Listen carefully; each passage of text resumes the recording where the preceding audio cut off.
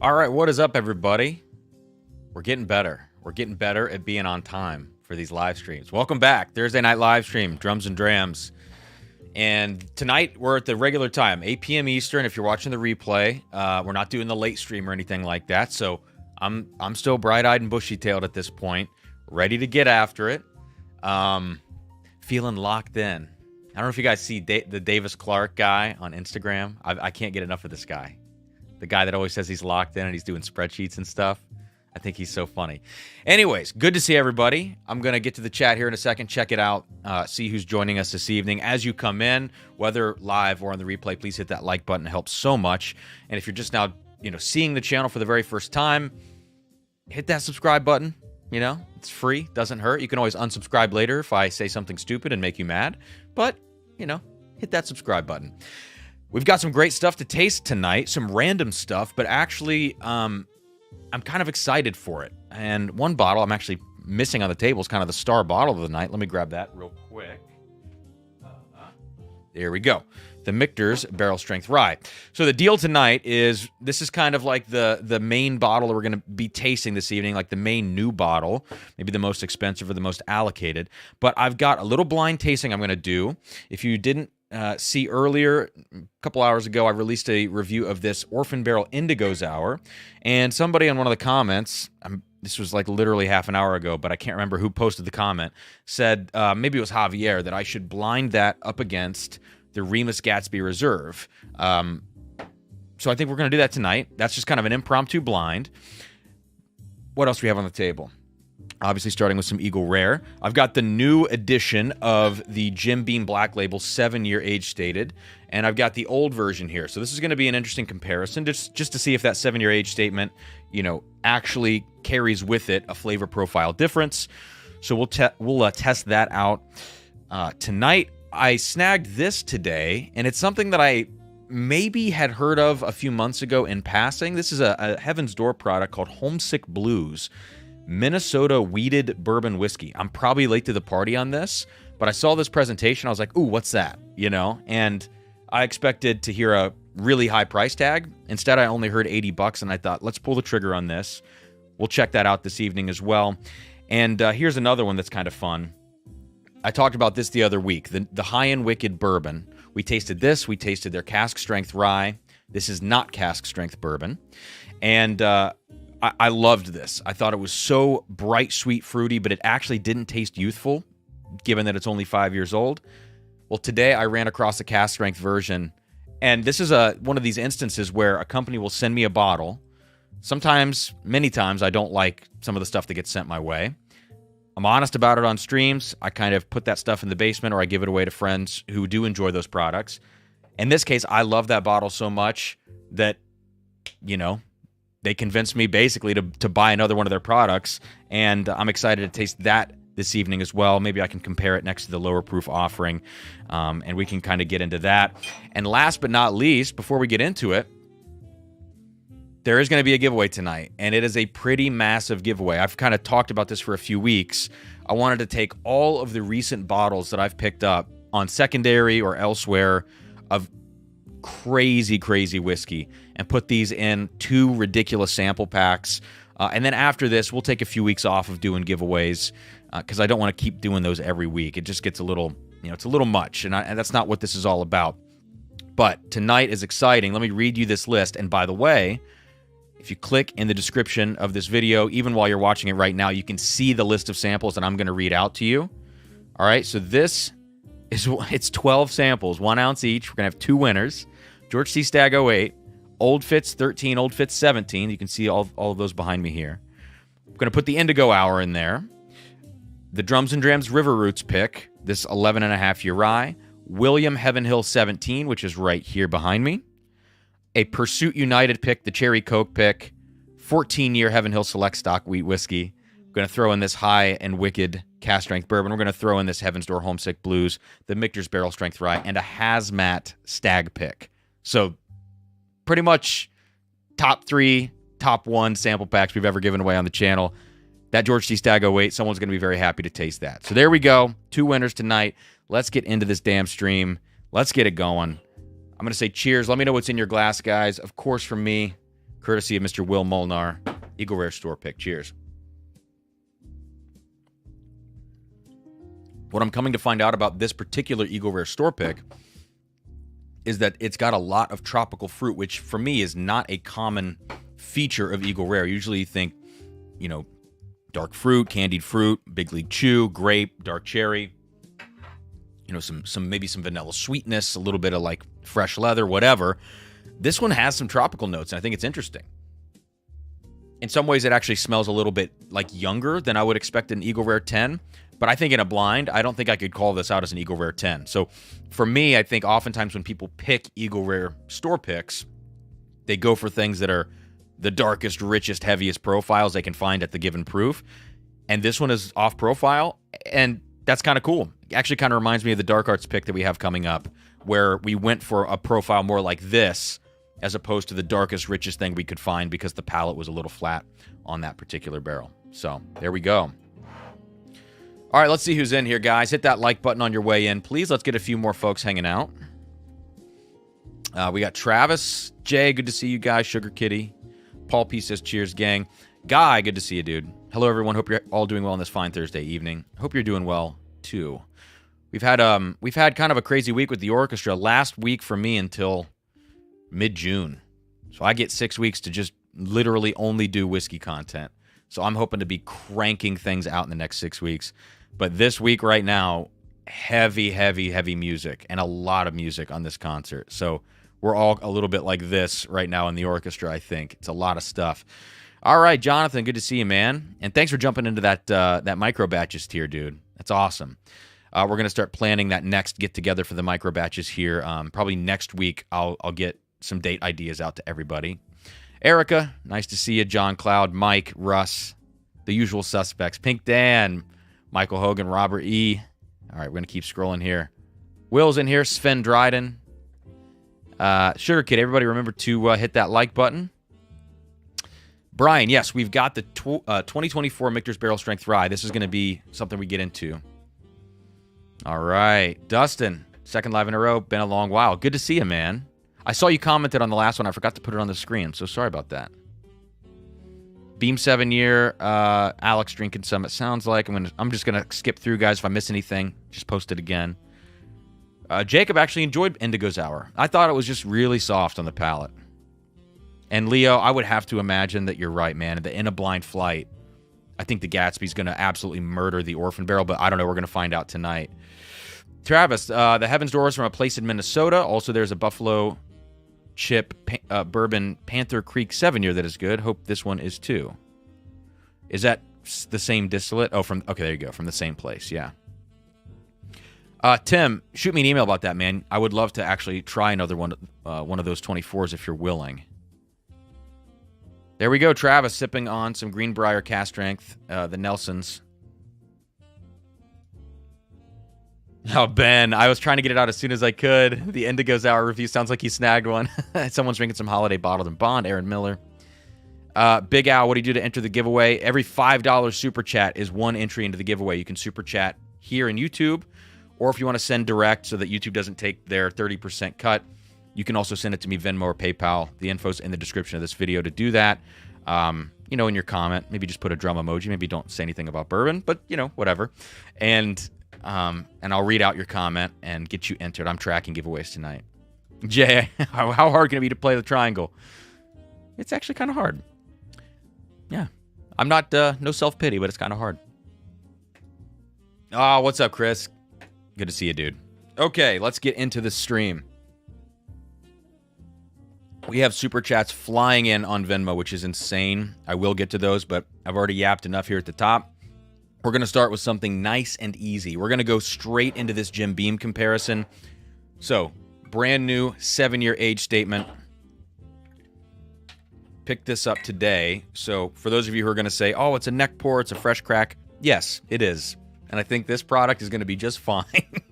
I don't think we need to give this 3 months of airtime to get a true read on it.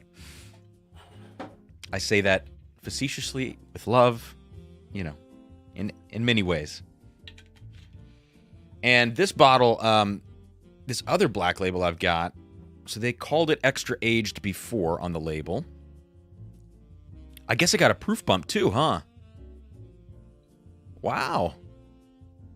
Okay, so it went from 86 proof to 90. I actually didn't realize that. So they used to call it extra aged. They've now, it appears they've dropped that, and they're just calling it 7 years old. So no need to have a an ambiguous statement of its age when you can actually put a clear statement of its age. That's nice. Cool. So let's start off now with the old school Jim Beam Black Label, which I'm sure is still sitting on many, many shelves. So let's check this out first. All right, so a little bit of wet rock, wet peanut. It's like a wine note, wet rock. Actually, look, I'm coming off of Eagle Rare 10, and I still think this Jim Beam Black Label old version actually smells pretty good. It's watery, like watery oak, a little bit of peanut brittle. Yeah, I mean, actually, overall, it just kind of has a musty character, which they called it extra aged. Who knows what that means? But it kind of comes off like it's got some decent age to it. It's been a while since I've smelled or tasted this. Huh. All right, let's go to the palate.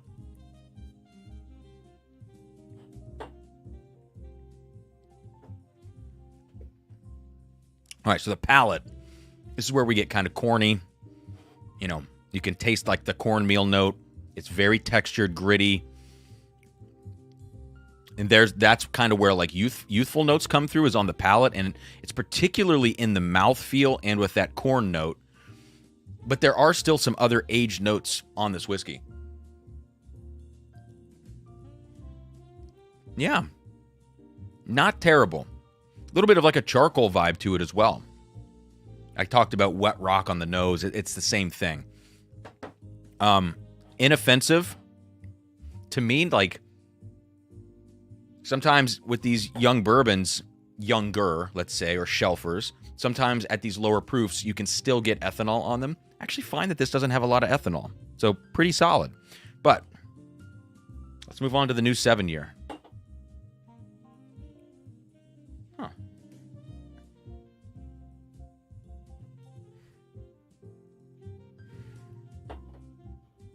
Wow. The new 7-year, much fresher on the nose, actually. Tim, thanks for the super chat, man. I'll get the other Venmos in a second. I'm going to snag you here since you're in the YouTube stream.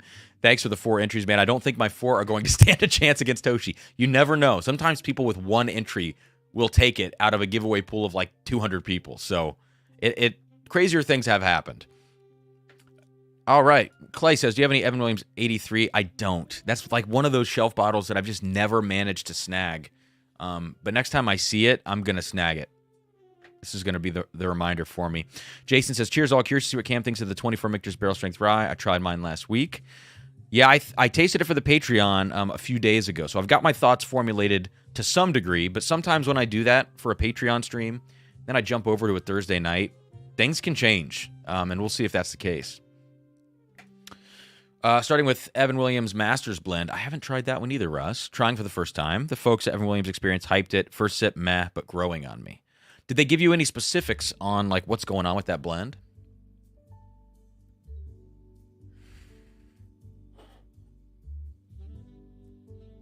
All right, so the new version of this Jim Beam Black, I'm getting actually some more honey sweetness on this. A little bit of like a roasted, like a honey roasted peanut almost.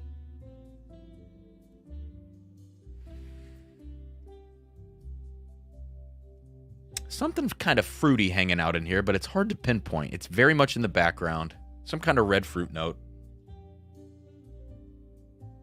And then just a nice kind of cinnamon spice on here. Certainly you can feel the extra proof on this whiskey on the nose as compared to the 86 proofer. It's only 4 proof points of difference. Yeah, and then a little bit of a vanilla thing. Does it come across significantly more aged now that it carries a 7-year age statement than the old Black Label? Not really. It's just a little actually brighter, more presence on the nose, less of that kind of overall musty character that the older version had. But let's see what the palate's like.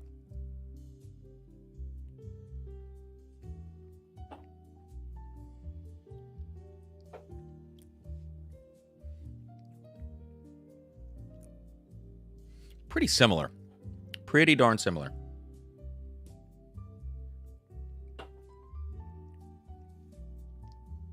Yeah. To me, it's actually just fresher and spicier. And that's not really what I expected. I thought this might actually have a little bit more of an oak punch to it.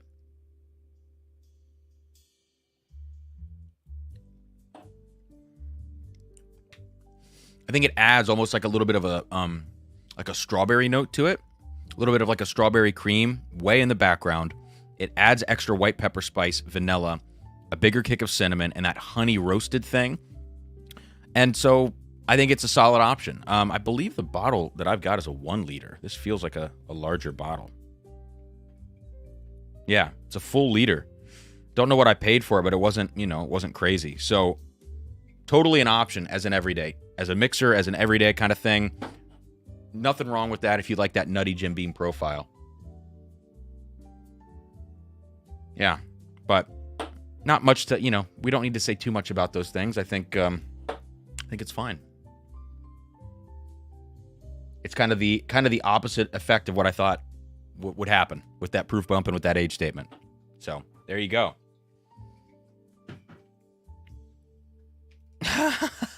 Travis. Does it? Yeah. Yeah, I guess it does, huh? All right. Okay.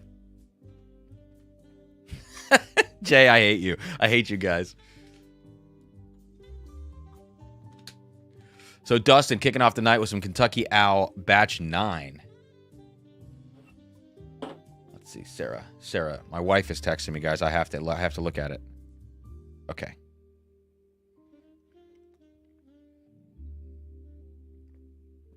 Then leaning towards A117, says Dustin. Someone posted in the Bourbon Junkies Facebook group today. I think they were looking through like Elijah Craig's store picks somewhere, and they found an A117 on a shelf. I mean, it's hard to believe, but if that's true, that is an incredible find. Oh, Jay, I bet that's a 375. Oh, Jay. Oh, man. Has anyone heard from Amy Bohm? Clay, yeah, I think I've seen her around. Yeah. I feel like on Tuesday night maybe I was seeing her in chat, or maybe last Thursday. She's definitely been around, man. And I know I sent her one of the River Roots picks because she wasn't able to get it shipped to her. So I know she's around. All right. Up next. What are we going to do next? Let's do this. Let's dive into this blind comparison. I'm going to put this glass to the side. We'll do this blind. I'm going to have to label these. Yeah, it's kind of a heavy pour. Don't really want to go that heavy, because I don't have a lot of Gatsby left. So let's put this Orphan barrel. For those of you who saw my video, this is a spoiler alert. You can pause this right now and bail on the stream and go watch the video if you don't, if you want to watch that review first.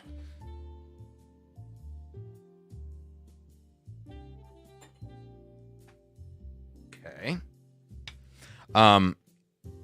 But the Orphan barrel for me was underwhelming. So let's see how this actually stacks up in a blind compared to the Gatsby. I'm not going to nose or taste either of these before we get into the blind. I need just a smidge more in the glass for the Gatsby.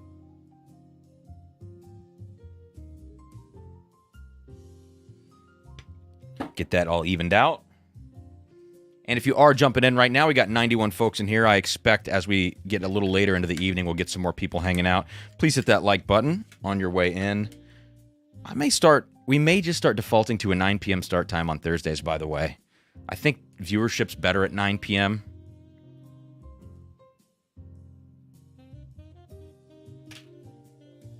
So that may be what we do moving forward here. So I'm going to double sticker these on the bottom here, OB for Orphan Barrel. And then on the bottom of the other one, we've got G for Gatsby. Now, just a reminder that the Gatsby's only 15 years old. Only. For MGP, that's insane. 15 years old. And the Orphan Barrel is 18. Orphan Barrel at 90 proof. Gatsby at 98.1. Yep.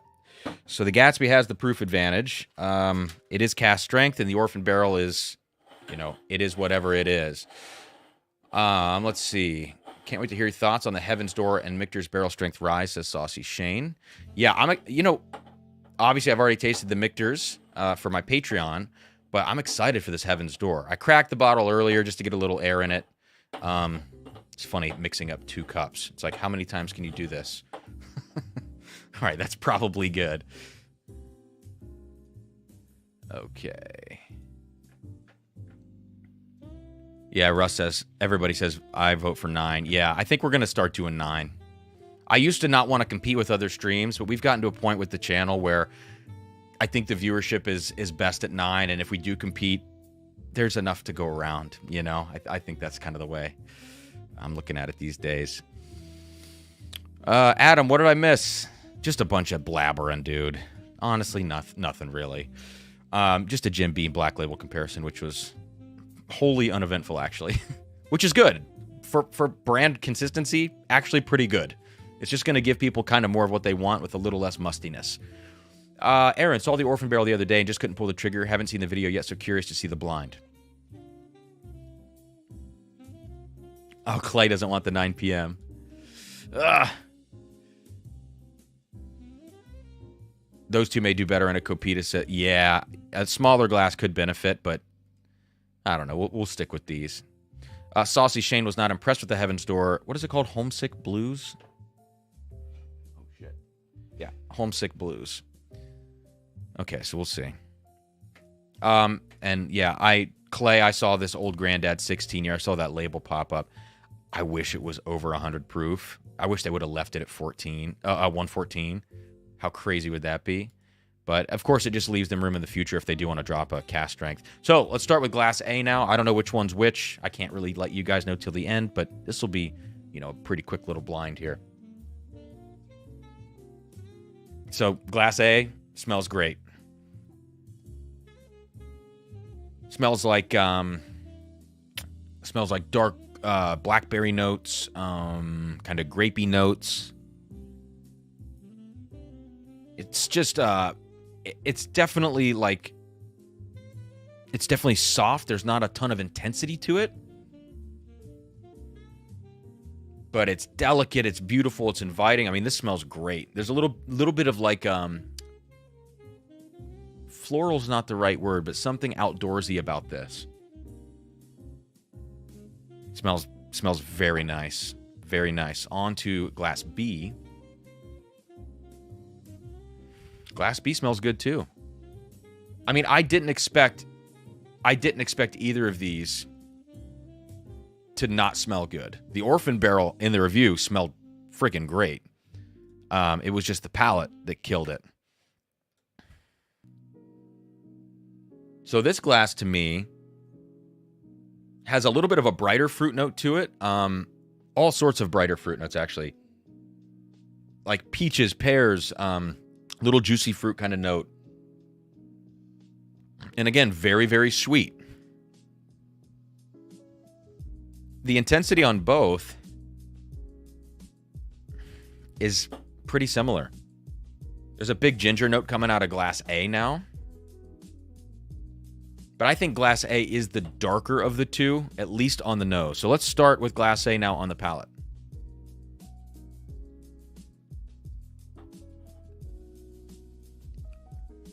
Oh, that's good. There's some spice on the front end of that. Falls off fairly quickly. Oh, yeah. It's all blackberry dark fruits on that Glass A.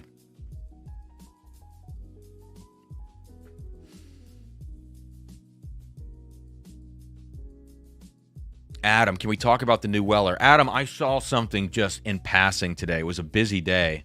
I haven't really been able to sit and scroll through some of the stuff like that. But tomorrow I'll have some time before my concert to kind of check things out. So what's the scoop on this new Weller? Did it get leaked, or was it an official label filing with the TTB? Jason says, a friend just gave me a sample of the Heaven's Door Red Breast cask finish. Oh, yeah, that's interesting, huh? Irish whiskey finish. All right. On to Glass B.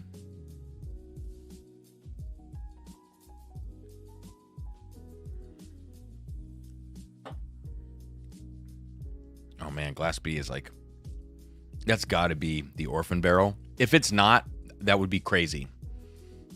Glass B has zero going on the palate.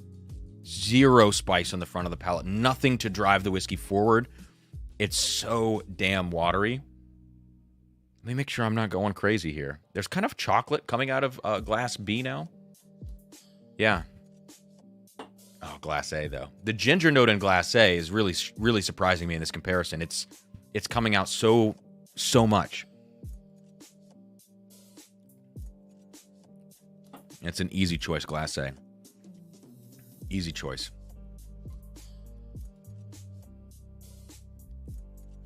Paul P. Well, Glass B just had a little more spice on that last sip. I'm going to do one more taste. Make sure I'm not going crazy. Things can play tricks on you when you sip one after the other too fast. Spice can build that doesn't actually exist. 2024, the year of expensive water with all these low-proof, limited-time offerings. Ain't that the damn truth, man? Jacob, I don't know if I've really had much of the mash bill of Indigo Sour. Do they actually disclose the mash bill? Or are you just making the assumption of it doesn't taste like anything you've really had from MGP? Let's look this up. Indigo Sour mash bill. Oh, shit.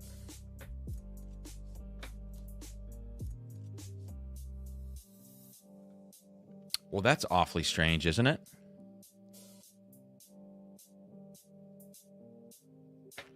So the mash bill for Indigo Sour, I can't believe I didn't even think to look this up because I thought they wouldn't disclose this. I should have looked it up before my video.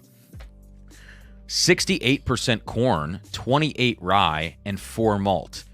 Now, it's MGP, as we know, and MGP loves to use 4% malt. They use it in their 21 rye mash bill and in their 36 rye mash bill. I wonder if they're not giving us a combined mash bill of a blend. I wonder if this is a blend of the 36 and the 21. And if it were, that's essentially half and half of each. Right? Yeah.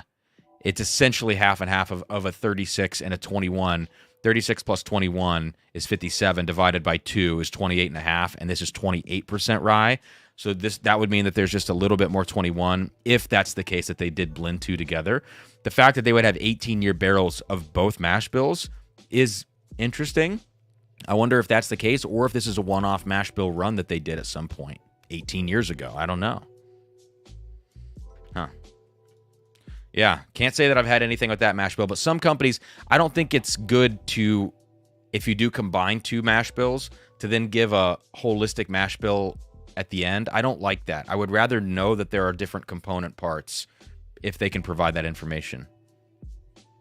Travis, I've never had any Starward. I've heard of it, though, before. Oh, so the Weller thing was on Coming Whiskey. Okay.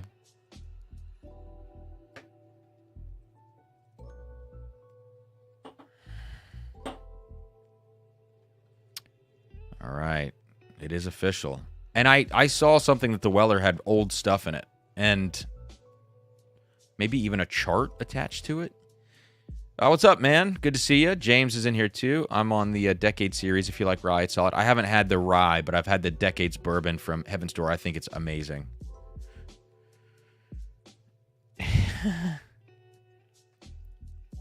Jacob says it may be bullets, possibly. Yeah, I'm sure it's all, it's all kind of the same. Leo, Cam sent you pics on Facebook. Gosh, I need to get to these Venmo Super Chats, guys. Sorry about that. And we got 2 new patrons. Tim jumped in, or back in, or in, I don't know which. And Mark G pledged 25. Thanks, guys. That's awesome. Facebook Messenger from Leo. So he's sending me a picture. Weller Millennium, 99 proof. God, we could do better than that. Come on. It's going to be $1 million. We could do better than 99 proof. So the majority of this is going to be, holy shit. The majority of this is going to be like 18 to 20-ish years old. Yeah, I'm going to give up on that already. Why not just make more Pappy? Yeah, or something, you know, stop coming out with these new labels. Make more William LaRue. We don't need more of this shit. God. Oh, Bullet uses that mash bill? Oh, I did not know that. I have never heard of that mash bill. All right, Dan jumping in here, and then we'll get to these other super chat. I got to do this reveal and make a final decision on these two pours. It's always solid to know not to lose my shirt on an Orphan barrel. Yeah, I mean, if I could turn back the clocks and snag a bunch of Rhetoric 23 Barter House, I would do that at SRP. Secondary is still too high for me, just given how watery they are, even though they taste dusty. I think there are better things you can do with your money at that price point on the secondary market if you're looking for a dusty-ish profile. Saucy shade. This Homesick Blues, kind of giving me the blues. This Weller is also labeled a blend of straight whiskeys. Oh. Which leads me to believe there's a wheat whiskey in this. Oh, that is peculiar. Yeah, Alec. Saying what we're all thinking here. Can't wait for another bottle from Weller that I'll never see on a shelf. Okay, okay. Adam, skew sprawl, baby. Wayne Arnold, what's your Venmo name? It's in the description of the video, but here, I'll put it in the chat. It's my music handle, at Leach Music. Ah, Nick. All right, here we go. I'm going to start reverse order this time, Glass B.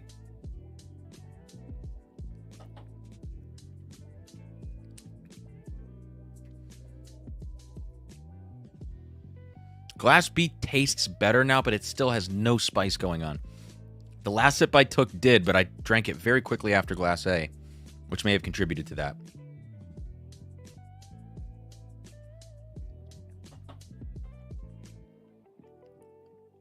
All right, I got to go with Glass A on this. They are more similar than I thought they were going to be. I thought the Gatsby was going to blow this out. I thought A might have been the Gatsby, and now I've been going back and forth, and now I'm getting confused, and I'm confusing myself.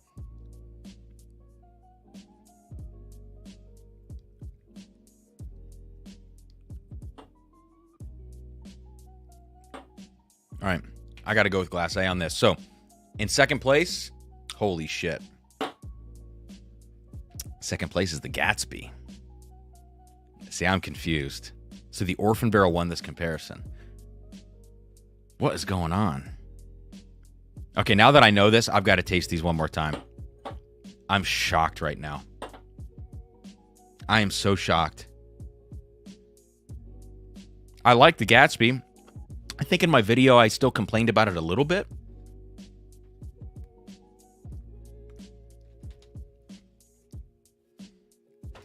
Shit. Huh. Can't win them all. I mean, I guess. So this is the Orphan barrel. That ginger note was standing out so much. And it feels so dark on the nose. And when I first sipped it, I was like, I like this level of spice. All right, out of the Gatsby. Yeah, the Gatsby's actually more delicate. I'm shocked.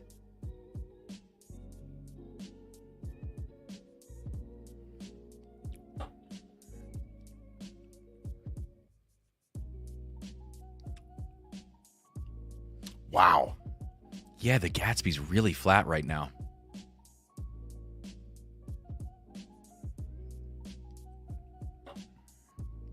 Like, yeah, okay. There's a lot of air in the bottle. It's been open for quite a while.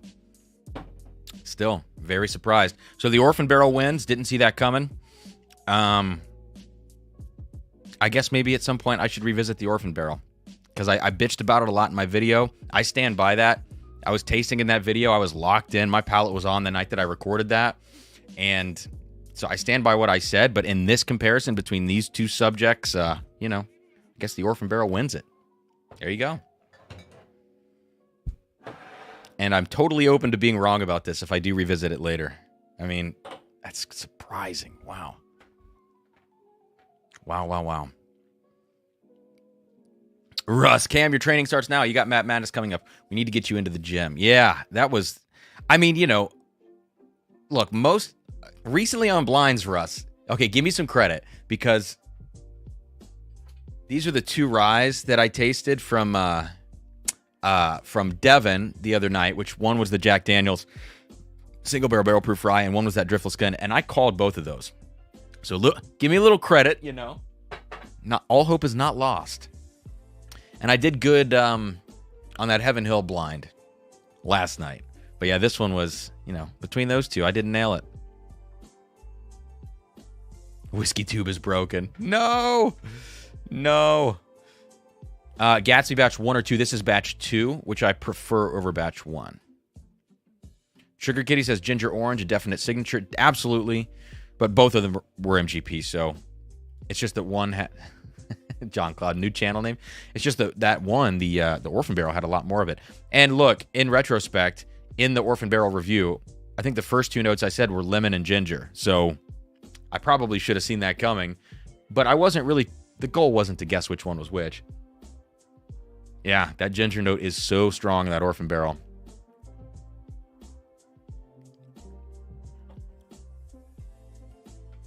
Either way, both of them, in my opinion, are just still a little weak. I think, like, the Gatsby, for sure. I remember thinking that even when I reviewed it. They're both a little too soft and delicate, but the actual flavor notes in there are good for both of them. Henry Chen, are we not even sure the Weller Millennial is bourbon? Label just says whiskey, and that's what Travis was saying, a blend of straight whiskeys. That is going to be interesting to see what information comes out. The year statements are of distillation, not age. That's a good point, too. There could be, like, maybe tanked stuff in there. Travis, I thought your handle was Triangle Bruh 69. I sent it to the wrong triangle, man. Dang. Noah, how much better do you think President's Choice is than Old Forester 117 bottled in bond? I wish I had a President's Choice to tell you. I don't know. Because that bottled in bond is a very, very, very good bottle. So, and the President's Choices can vary quite a bit in age and in profile and proof, everything. I think just most people are going to choose President's Choice for the proof, and usually those have more of that molasses note that you start getting into at the higher ages. That's just tough without being able to do the comparison for myself, because I love them both.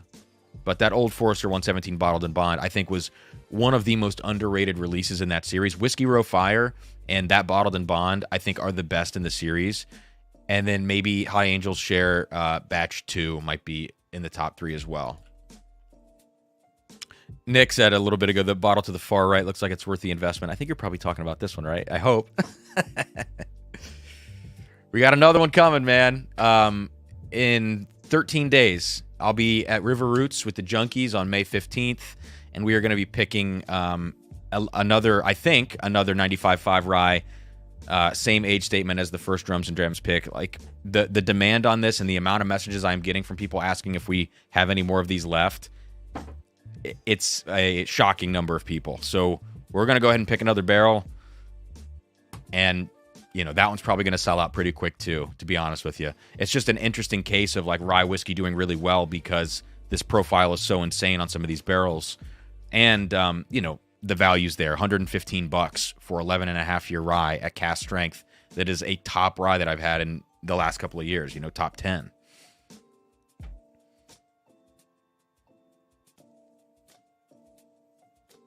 Russ says, I'd be happy with a third of your palate, Cam.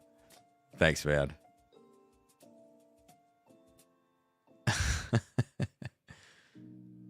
Let's see. What did Paul say? So, distillation year doesn't prove when they pulled the liquid out of the barrel. Yeah. Retail on the Gatsby, people were talking. Yeah, I think it was $250 on the 200 maybe. But then in Ohio, which is a control state, it was still $250.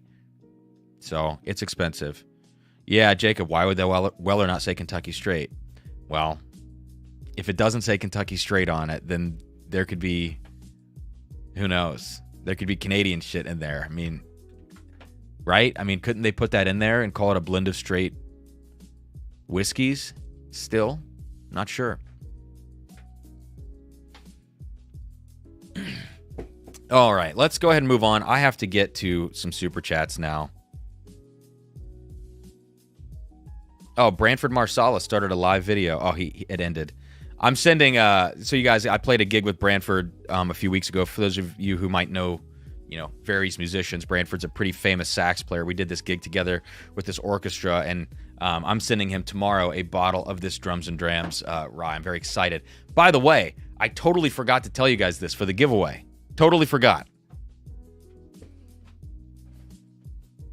Keegan at Aged in Ore sent some branded product my way for free. Donated to the channel.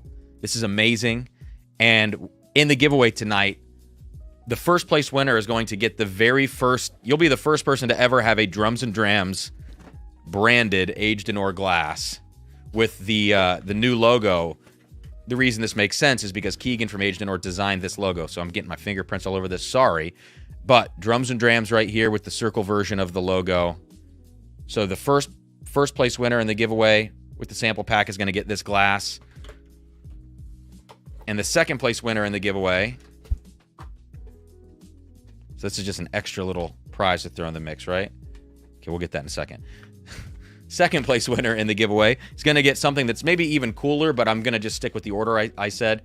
This is a sample flight from them, the travel flight, with the Drums and Drams branding on it. So we'll give this away as well within that. So still only 2 winners, but he sent 4 of these glasses my way in 2 of the flights, and we'll give away 1 of each tonight. And there goes my phone.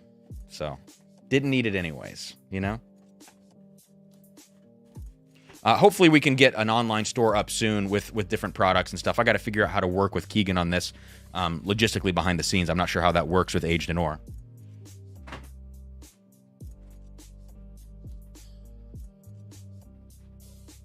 Just dropping things. Travis, did they fix the rubber? Well, these aren't the this is not the travel decanter. These are just the flight bottles. And my results with those flight bottles, I still haven't done my big, large scale testing across different sample bottles to see, what taints samples and what doesn't. I actually think, if I'm being honest with you, I think everything is going to taint samples if you store them sideways. I think even if you have the polycone, it's going to taint it sideways. And so, I haven't done my large scale testing of that yet. So the ones that I know screw things up are the foam caps.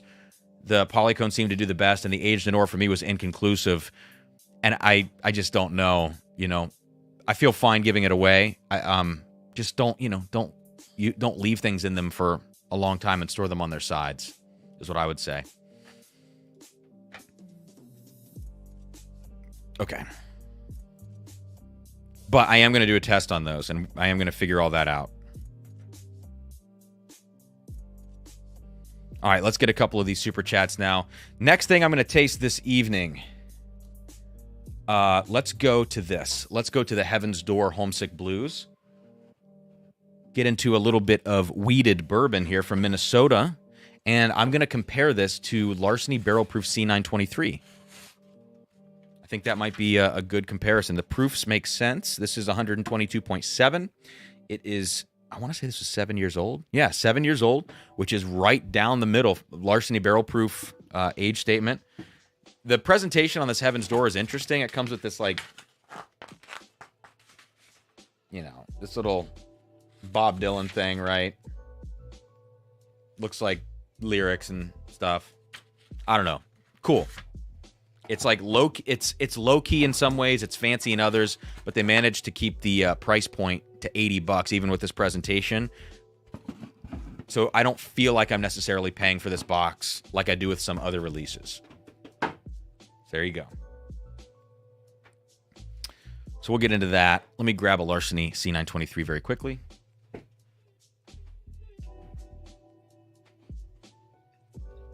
All right. Let's grab these super chats. Let me see if I missed anybody here on YouTube. We got Henry Chen, we got Dan, and then the only other one I thought on YouTube was from Tim. should be good, I believe. Yes, it was 10. All right. So we've got Mr. William Hines. Thank you, man, with a $100 super chat, which is insane. Thank you. He says, rarely can I watch live. Prefer the late ones, but I wanted to support and enter the giveaway tonight. I'm sure it's going to be a great one. I love the blinds and hearing your unadulterated thoughts, and we will do some blind pours at the end of this stream tonight, guys. We're going to have plenty of time. I love hearing your unadulterated thoughts about oftentimes unique or highly valued bottles of whatever people send you. Cheers, dude. Thank you for that. $100 super chat, 20 entries. That's amazing. We got Pink Dan in next with 2 entries, $10 super chat. Says, feeling locked in. Let's go, man. I love it. Jason Zell, holy crap, man. Another $100 super chat, 20 entries with the low-key thumbs up. So thank you, Jason. Sheesh. All right, I got to take a sip of something at the end of this because you guys are ridiculous. This is amazing. Marshall in for 4 entries. Little party emoji. Thank you. Joseph Hogan. Is that actually Joseph Hogan or is that Michael Hogan? Maybe like first name / middle name type situation. Sorry if I screwed that up. Let me know. I'm gonna write it I'm gonna write it in the sheet as Joseph Hogan as it appeared there. But thank you. Got you in for 4. Got Bobby Holton in for 3. Says heavy hitters. Hail Mary. Here we go. Yeah, man. All right. Paul P. in for $50. Jeez Louise. Thank you, Paul. Says stellar samples. Got to take a shot. Thank you, Paul. Man. Very cool. I'm going to go ahead and get these poured out now. Let's go Heaven's Door first. And then we'll pour out the Larceny. Just especially for the sake of letting that Heaven's Door get some air before we taste it. Okay, looks like we're about even here on these. And let me know, guys, if you've tried this Heaven's Door. Sounds like Saucy Shane has. But I wonder if anyone else in the chat has had the chance to try this. I know, like Breaking Bourbon, I just typed it into Google. I saw a review from them. I didn't read the review, but I saw that it came out in, like, January. So I think I am a little late to the party. Toshi, $100 super chat, says, cheers, Cam. Cheers to you, dude. Thank you. I got you in for 20 entries. And William Molnar also in with a freaking $100 super chat. Oh, my God. All right. He says, do you own anything but black t-shirts? No, I literally don't wear... I only wear black t-shirts. That started in about 2019. When I used to go on tour, it was easiest to pack my suitcase when I would go on long tours, like 2 or 3 weeks out at a time. The easiest thing was just to throw a bunch of black tees in there and like a couple of random like hoodie, overshirt, whatever. A couple pairs of jeans and, you know, and then whatever like performance clothes you needed. It was always the easiest thing. If you get sweaty moving gear, you're wearing black, you know, you're not wearing a gray t-shirt around and looking gross. So that just kind of became the thing I did because of that. Marshall in for more super chats. Thank you, man. Got you in for 10 more entries. Jeez, $50 super chat. Cheers, Cam. Hope to enjoy more of the stream once I get the kid to bed. Appreciate that. We're almost to the end here, guys. Mr. Michael Schneider. I got you in for 2. Says samples would be lovely, especially to figure out if money needs to be dropped on bottles. Yeah, some of these bottles, you know, $80 bottles, and some of them are crazy on secondary, but it's a good kind of mix to, you know, kind of check out the situation there. Terry Gibbs, that's the name of a famous Vibes player. In for 4 entries, says raffle. Thank you, Terry. All right, let's move on. I'll get back to the Venmo here in a second. We got Jerry, Leo, Jesse, Tim, and Lester. I'll get to you guys in a second, and I also saw some PayPal come through, but I want to get to this tasting because we're losing viewers fast. All right. On now to the Heaven's Door 7-year Minnesota wheated bourbon whiskey. It doesn't say straight, but that really doesn't matter because the age statement's here at 7 years. Mash bill, 70 corn, 30 wheat, no malted barley. And I don't know the actual distillery source of this in Minnesota. I'm not super familiar with Minnesota products. 122.7 or 61.35% ABV. Let's see what we get. Whoa. Okay. Huh. Wow.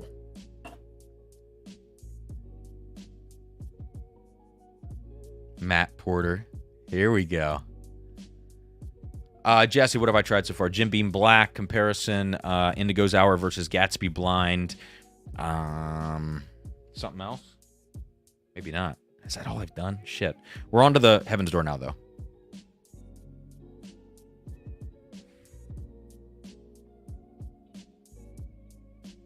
Well, Saucy Shane, definitely different than larceny. Well, it was just an on-paper thought.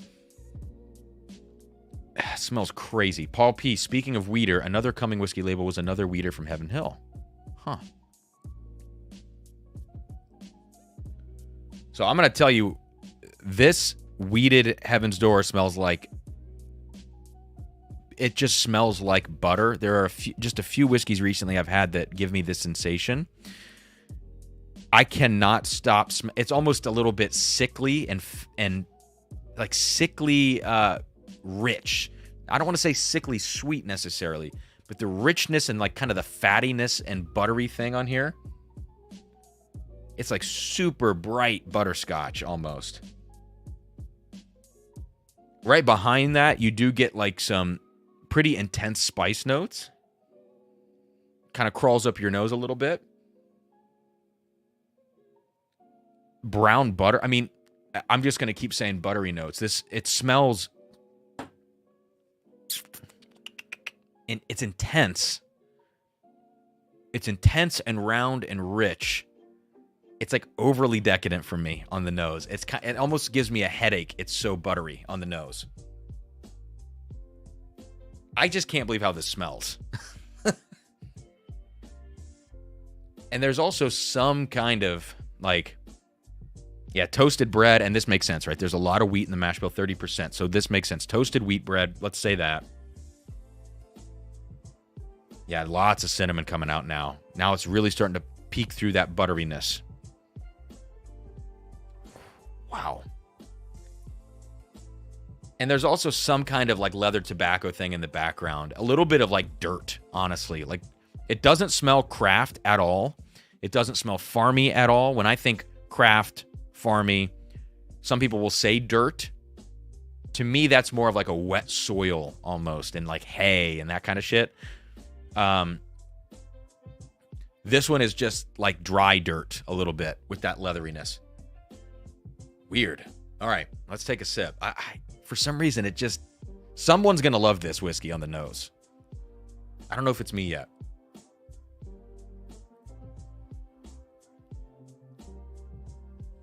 Wow.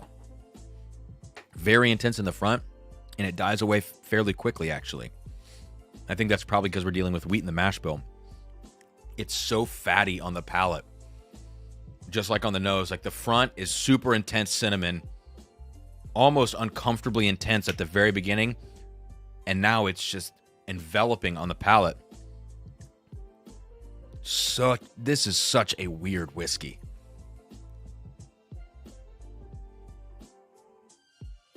Oh, man. Brown sugar.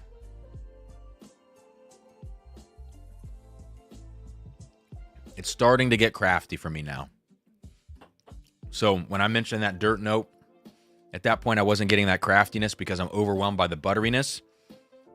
After you get this on the palate, it starts to turn kind of crafty. But it's not too much, actually.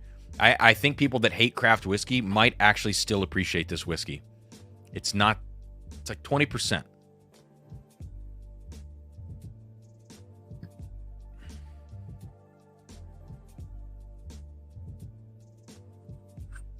It's so buttery. No caramel. I mean, I guess, yeah. But that's not the first thing I think of. Like, I think you could convince me and tell me there's caramel in this all day. To me, actually, this would be more of like a salted caramel. There's a little bit of that salty bite to it, actually. But it's not the first thing. Like, the primary note in this whiskey is butter. And, like, if I look at a whiskey, let's say like a Starlight, which is pseudo-craft whiskey, I look at a Starlight, the primary note in that is like maple and brown sugar. That's kind of the base note. You look at Heavenhill, it's like caramel and nuttiness. You look at Jim Beam, it's baking spices and nuttiness. You know, everybody has their distinct base notes of their particular distillate. But this one, to me, the base note is butter. And I don't know how I feel about that. It's only 7 years old. I wonder what this kind of distillate would do at 12 years. Would some of that age out or like become a little bit deeper and less bright. I'm not sure. Big Al says, I get that same displeasing butter note on a lot of turkey products, almost like that feeling after you ate too much movie theater popcorn and start to feel sick. That is a very good comparison. I'll tell you this, though. For $80, I feel like they took a big risk with this product. To put the name Minnesota on the front label, I think a lot of people are going to be like, you know, you can tell me any story you want about why it came from Minnesota, how it ties into your brand. But the fact that it says Minnesota, I think people are going to be a little weird about it. For $80, I think value-wise, this is fine. It's kind of a fancy presentation. Okay, maybe it's $75 if you take the box away, whatever. I think it's like, you know, for what it is, it's pretty good. But I'm curious now. Let's compare it to this Larceny C923, which, interestingly, the C923, I get kind of a buttery note on it too. So Saucy Shane, even though you said it's very different, this comparison might have a couple of similarities. Maybe not. Okay, maybe not. It's funny. It's like in the comparison, everything changes. Yowza. It is like buttered popcorn.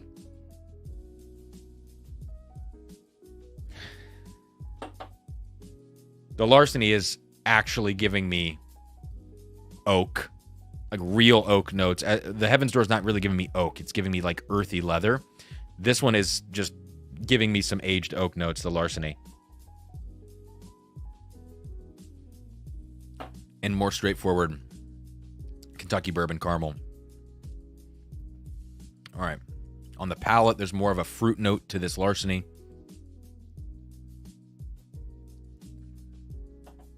Yeah, Heaven's Door starting to feel a little bit more craft. Is it a recommend? I'm going to say it's not a recommend. Like, I'm not going to tell you to go buy this bottle. But if you're interested in it, if the notes that I mentioned sound good to you, then absolutely buy it, right? But I'm not going to just go to anybody and say, no matter what kind of whiskey you like, at $80 you should buy this bottle. It's not like that. You just, you know, it needs to sound at least interesting to you.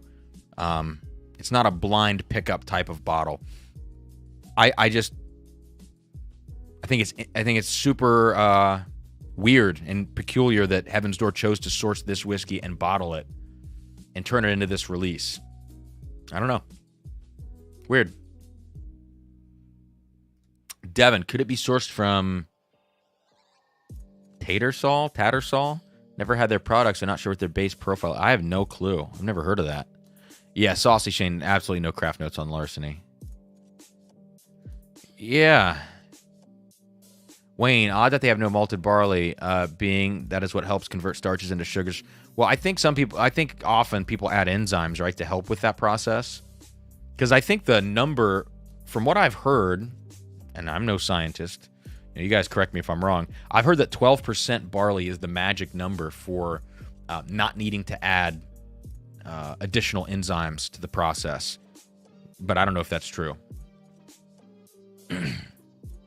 Devin, I've been seeing their products pop up everywhere. Then that could be it, right? I think a lot of times you see a bunch of barrels hit the market in different labels from different NDPs. Saucy Shane, this Homesick Blues has a good place in home blends, in my opinion. I could see that. It would add a very particular profile.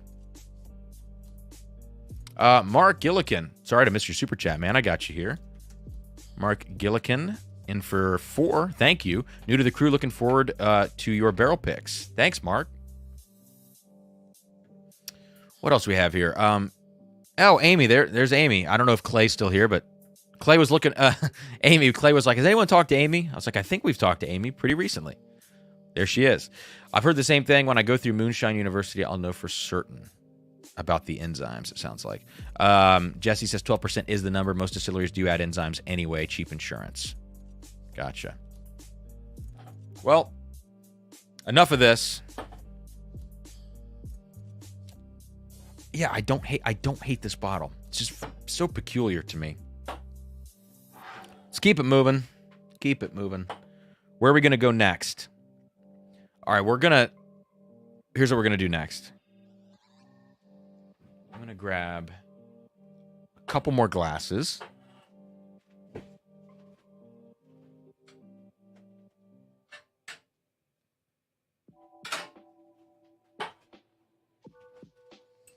We will do one more head-to-head here. Then we will go to the Michter's Barrel Strength Rye, which is probably going to happen, I would say, at around 9:20, 9:15 to 9:20. We'll get to the Michter's Barrel Strength Rye.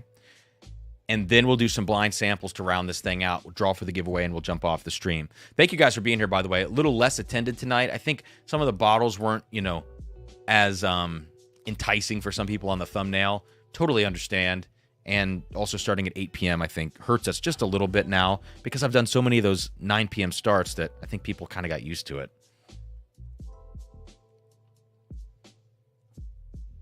Okay.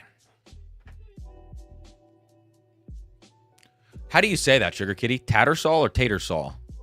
Clues are that Dylan was born in Duluth. Oh, see, that's what I thought there would probably be some brand tie-in, and the description of the bottle says it's an undisclosed distillery about 150 miles from where he was born. All right. Sven Dryden in for 2. Give me just a second to get you in here. Gotcha. Thank you for the super chat. What's your price ceiling for buying a Jack 10 Batch 3? Oh, 150. I think that's actually above secondary. And I think that is a bit too much for what you're getting there. SRP was just raised on those products. Jack 10 is either at 80 or 90 now. I can't remember.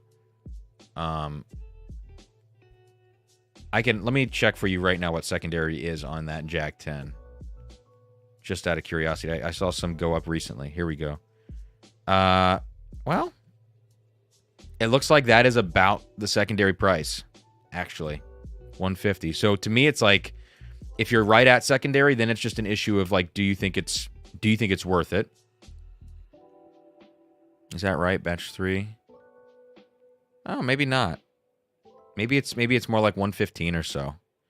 I don't think I would buy it at that price, though. Even so, even if that is going secondary, I don't think the profile would justify that price point. So my ceiling for that would probably be about $100, $10 a year.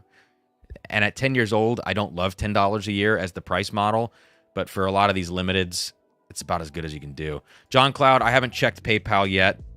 I'll get you here in just a second.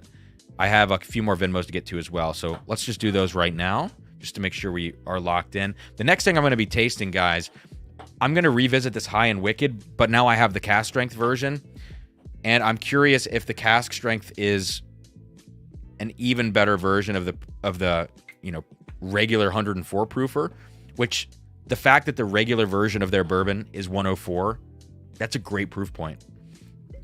But the cask strength is over 120. I'm mostly curious to see if I'm able to give a super strong recommendation for this bottle to people that are asking about trying new things at around this price point. All right, John Cloud, I got you. You're the only PayPaler. Great to catch you live. It's been a while, says John. Thank you, man. Get you in here for 4 entries. There we go.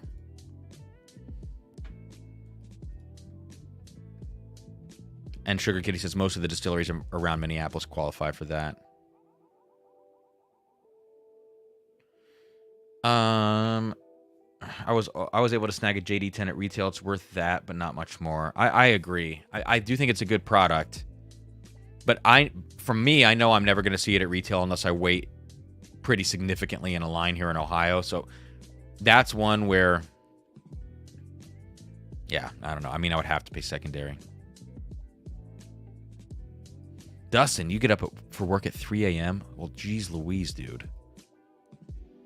Travis, I have an idea of where it's sourced from based on the flavor profile, but we'll get into that. I forgot I pulled these samples. Oh, shit. We're going to get into a little 13th Colony, by the way, for just a second because of this. Yeah, we'll talk about that when we get there. Okay, let's keep going. Oh, jeez. Holy shit. Holy shit, guy. Oh, my God. Where are we at here? Did I get Jerry or did I stop with Terry Gibbs? I stopped with Terry Gibbs. All right. Let's get to a few more of these super chats. Let me know in the chat, by the way, if anybody's tried any of these High and Wicked products. I know many folks are talking about the Source Dickel. I think it's called the Jury, maybe. Jerry Arnold in for one entry for super chats here. Thank you for sharing your love for whiskey. Thank you, Jerry. Appreciate that. Love for whiskey is a dangerous phrase. Sometimes I have to tell people, like, I'm obsessed in hopefully a good way. Leo, in for 4 samples, baby. Thank you, Leo. I got you in, man. $20 super chat. Appreciate you. Jesse, jumping in here with a spoiler, he says, for 2 entries. Okay. We'll see. We will see. Tim, in for 5. $25 super chat with a little present emoji and some fingers crossed. Lester Bramblett is jumping in. 4 entries. Says for the crazy sample pack giveaway. I don't know if that's sarcasm or not, but I do think it is kind of a crazy... It's, you know, I feel good about the sample pack. But yeah, some good pours in there. Best of luck. Travis jumping in here for another one. Oh, Travis, I think I missed your first super chat, dude.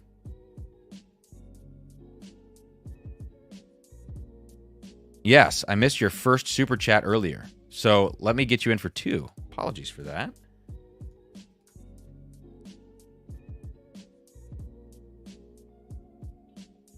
All right. It says, trying an experiment. Listening to some Offspring. Got to keep them separated. Also, if you can't find that 1783 Heroes, reach out. It's handle time, bro. That comment was all over the place. All right, a few more. And then we're in it. Then we're in this High and Wicked comparison. Then we're into the Michter's Barrel Strength Rye and some blinds. Mike Conklin for 11 entries, $55, very specific number, super chat. Best chance I'll have to taste Old Fitz 13. Also, cool glass. What's cool glass? The Old Fitz? Because it is cool glass. Amy. Thank you, Mike. Amy in for 4, $20 super chat, says cheers. And I think this is the final super chat, and it's ridiculously big. Guy with $150 super chat, 30 entries, says cheers, man. Cheers to you. Cheers to all of you. Thanks for supporting. Sip of this High and Wicked 104 proof. Absolutely insane. Thank you so much. Adam, so the rye is New Riff, and it states that on the label. It says source from New Riff. The bourbon does not give a source. But because this was bottled in Kentucky, they don't have to list the city in Kentucky it was distilled. They just say distilled in Kentucky. They didn't even need to say that. But on the front of the label, because it says Kentucky Straight Bourbon, we know it. So they went ahead and put it on the back, distilled in Kentucky. But if it's bottled and distilled in the same state, but it's sourced, they don't have to include that state of distillation on the label.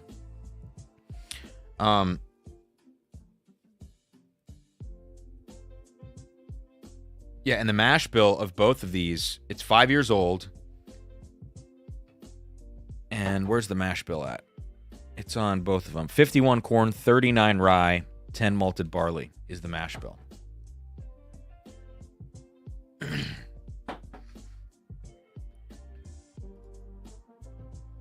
Carter says, I've tried the Barrel Strength High and Wicked. I'm gonna try it for the first time right now. After I try it, you'll have to let me know what you think. I have a High and Wicked the Judge, but haven't tried it. Not much to find online. Paul P, what's your sweet spot for the best taste to cost these days? About $80, I feel like, is kind of where we've landed.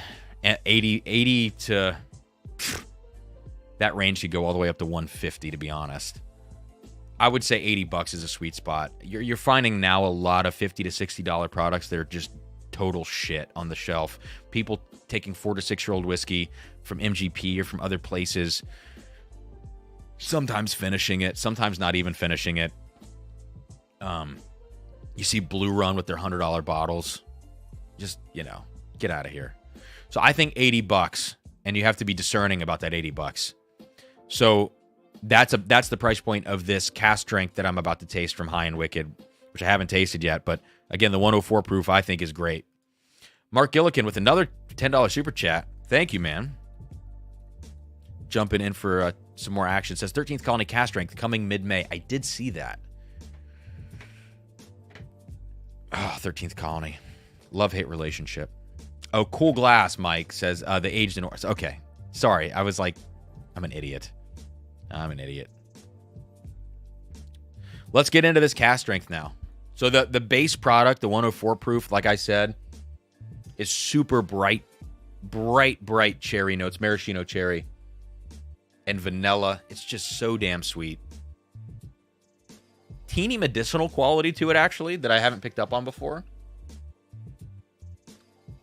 And like a peach ring note. Great. And the proof point's just right. And for 5 years old, it doesn't come across with really any youth. Like no ethanol, no corn grain. The youth might just be the fact that it's brighter flavor notes. But sometimes I want brighter flavor notes. So, that, you know. Holy shit. So the cask strength smells like cola. It smells like Dr. Pepper. Kind of woodsy Dr. Pepper.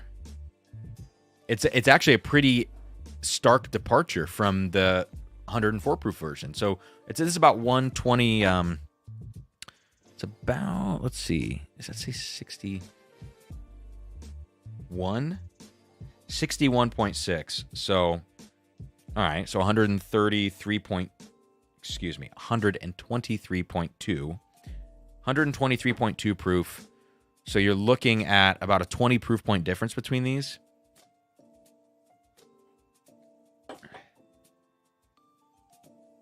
It smells like Dr. Pepper. Super fresh leather. Lots of menthol. It's intense. On the nose, I actually like the lower proof better. It's like it's kind of like the Still Austin effect between the Still Austin ryes. I like their lower proof rye better than the cask strength on the nose. This is an intense ass nose. It still is not coming across very youthful to me though. In terms of the menthol note and a little bit of that brighter spice, sure, you could read some youth on this. But that Dr. Pepper thing, that's nice. All right, here we go.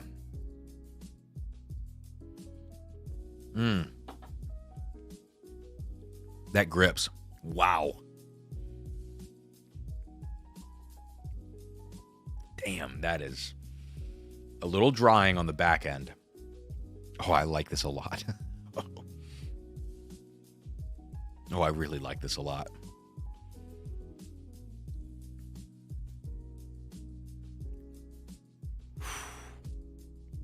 That is very good whiskey for me. There are a few rough edges. Matt, this is an intense ass. Just clip it. What did I say? Intense ass whiskey? Clip it. All right, Carter, what did you think of this? It is a little rough around the edges.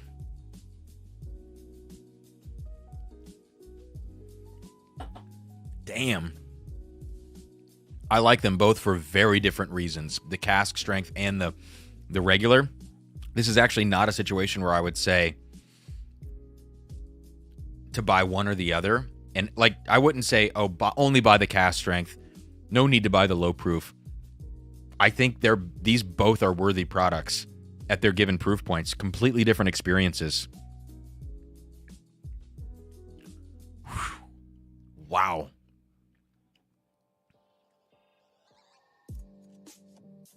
I may prefer the low proof just a teeny bit because it's a little more comprehensive.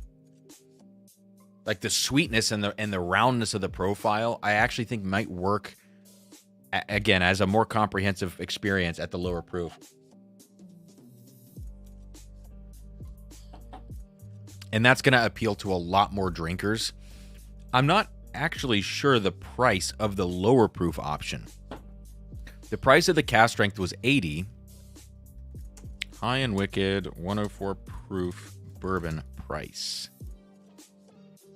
Let's see.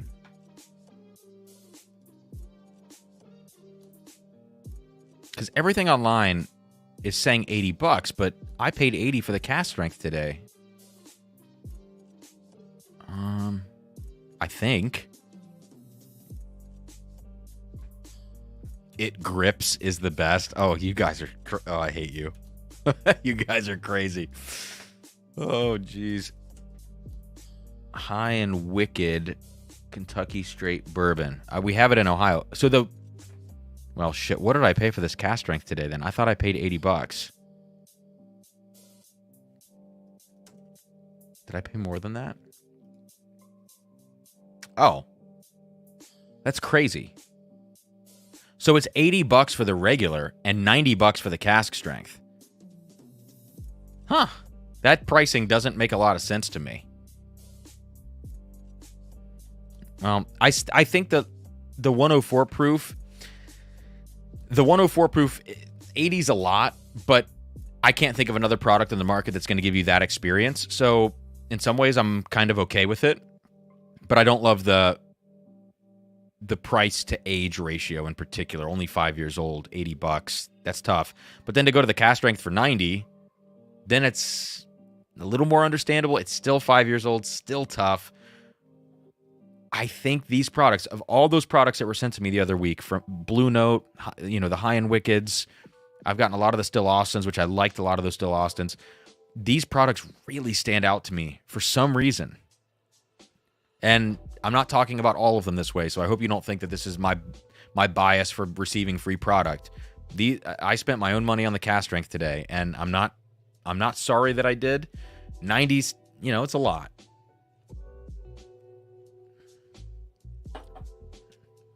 Travis, thoughts on source? Green River.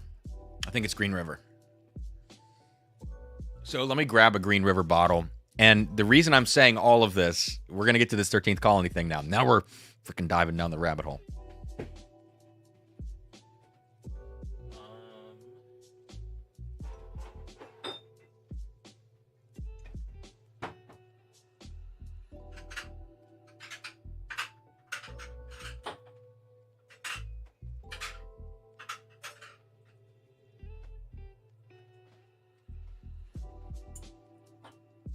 Okay, where are we going?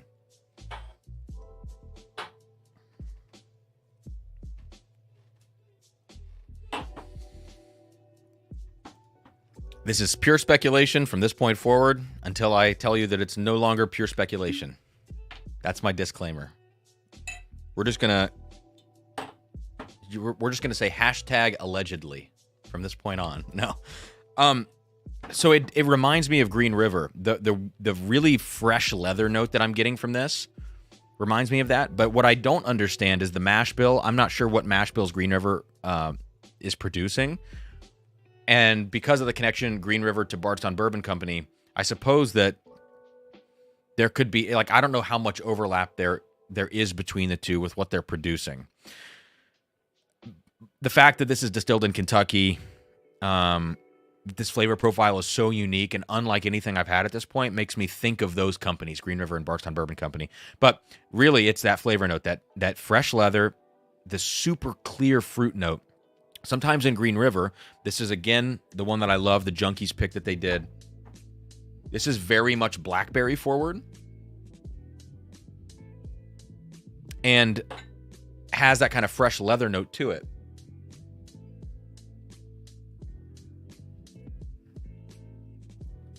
Yeah. It's something about that leather note.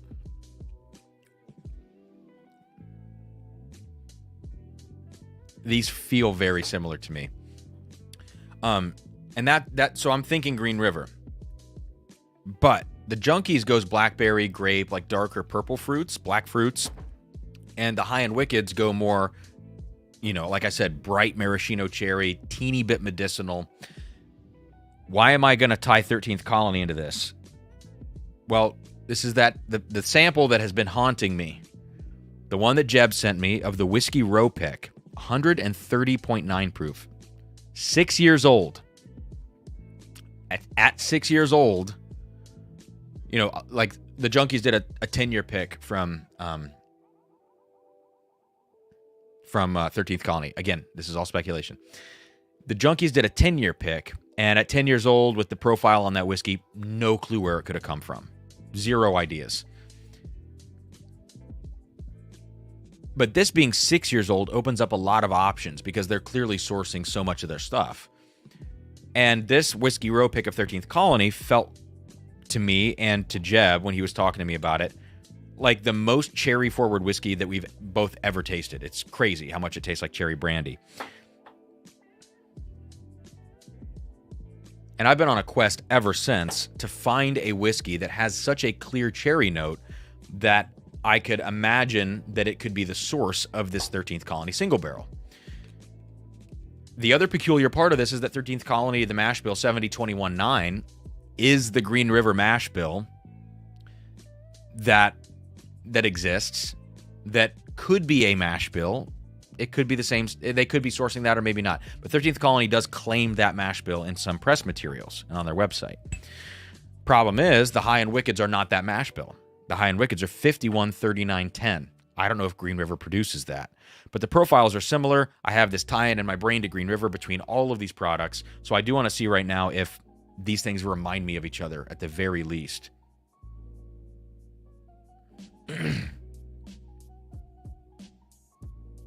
Travis, 75-21-4 is what you're tasting. In what product?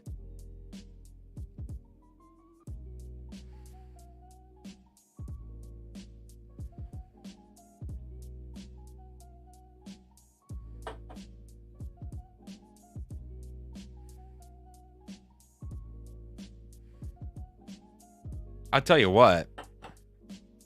Yeah, yes, Travis, there we go. 70-21-9. And so, the 13th Colony, the single barrel here, the Whiskey Row, smells a whole hell of a lot like the Green River Bourbon Junkies pick. But the amount of cherry in it is unparalleled. This was the Junkies, which has been cut back down to 119 proof.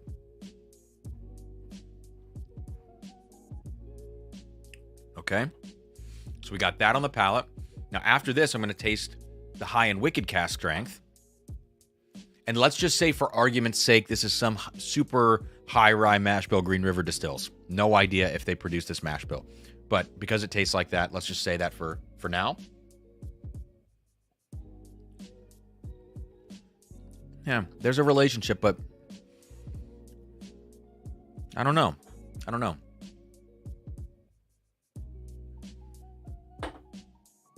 It's not as close to me. The high-end Wicked to the Green River, they are different mash bills, but if they do come from the same source, they do have quite a bit of differentiation between them. So maybe that's not a good theory.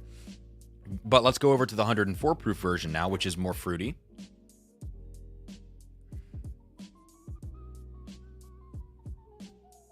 See, that smells more similar.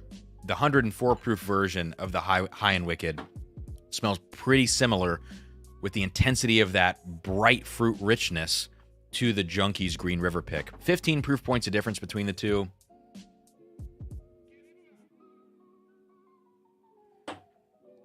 And now I'm going to throw in that 13th Colony single barrel, highest proof of the bunch at like 130.9.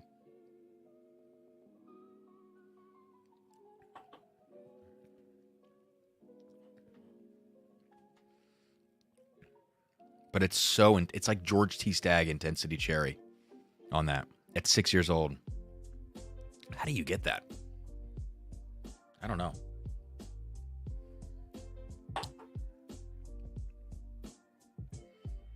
So I'll taste that. Now I'll go back to the high-end Wicked cask strength to see if there's a relationship between, that 13th Colony and the high-end Wicked cask.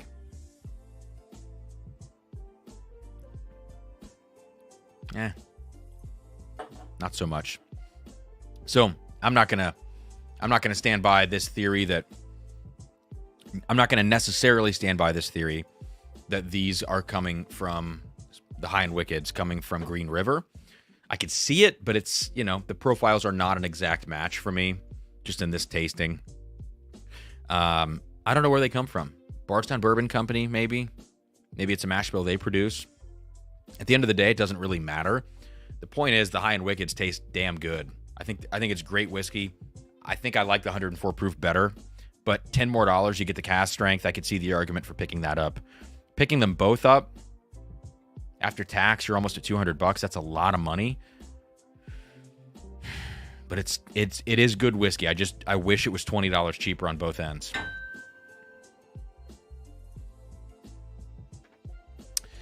Adam, dwindle it down to who does sweet mash well. Well, that could be Peerless then. Because it does say sweet mash, doesn't it? Sweet mash high rye. It says on the cask strength. Does it say it on the base bourbon?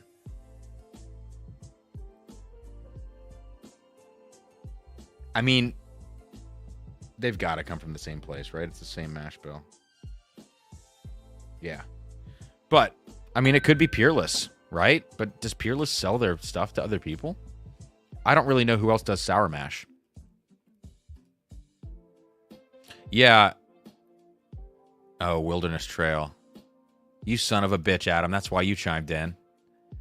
That's why you chimed in, because it's Wilderness Trail. No way.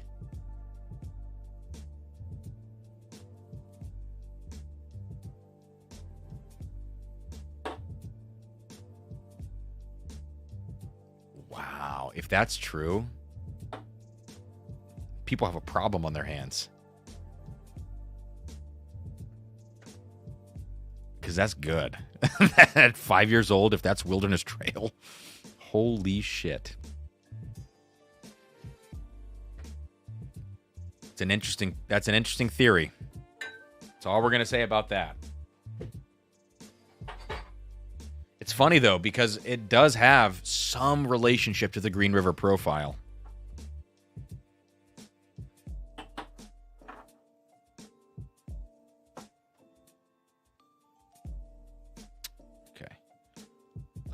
Check in on the old Venmos. All right, looks like we're caught up here. Okay.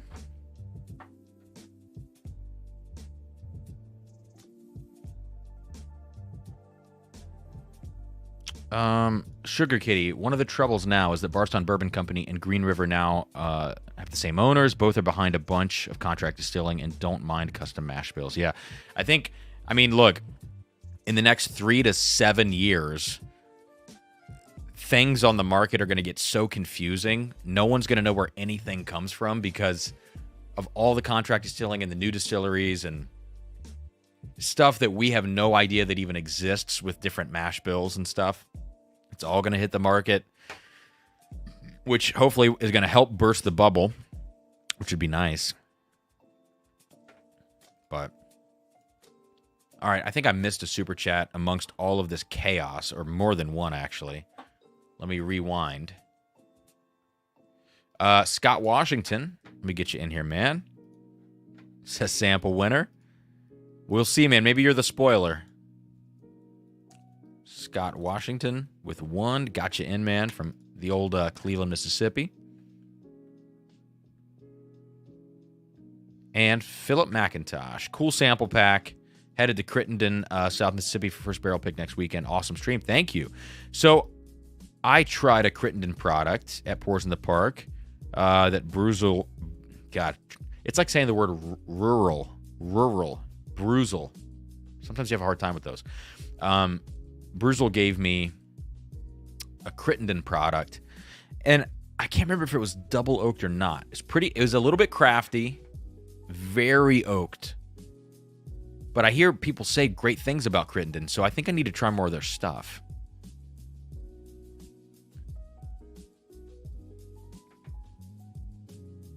Mary Beth Height says some of their stuff is Dickel. Yeah, I know some of the really older like source stuff in the squattier bottles. I think that's what you're talking about. That's Dickel. Russ says Wilderness Trail is good shit. I was just searching for the 7-year rye. I can't find it anywhere on secondary. Yeah, Wilderness Trail is continuing to prove itself to me. If this is Wilderness Trail, let's just say, man, it's good. Jeb, Was pained pouring a 2-ounce sample of the River Roots rye pick. Stuff is dangerous and not meant to be shared. I know, I've already shared an entire bottle of mine, and I'm like, I need to slow this down. All right, let's move on now to the Michter's Barrel Strength Rye. It's time, finally. I said 9:20. It's 9:35, but we got into the 13th Colony thing, so you know that their sample. Actually, God bless America. Speaking of Bruzel, speaking of 13th Colony, Adam Hyman, if you're still here, I've needed to taste this on a live stream since you gave it to me down in Lexington. So real quick, let's sample 13th Colony's Bruzel pick, 125.8 proof. I don't know the age on this. Just super quick tasting. Because I already have this, the Whiskey Row pick poured out, which, again, is just cherries for days. And it tastes like George T. Stagg kind of a lot to me. Like the 2020 version. Now let's check out this Bruzel pick, slightly lower proof. And this smells like peanuts. So this is completely different. Sourced from a totally different place, I have to imagine. It's so peanut forward. Honey roasted peanuts. I mentioned that note earlier on what did I mention that on? I'm looking at the table. Oh, I think probably the Jim Beam Black. Good God.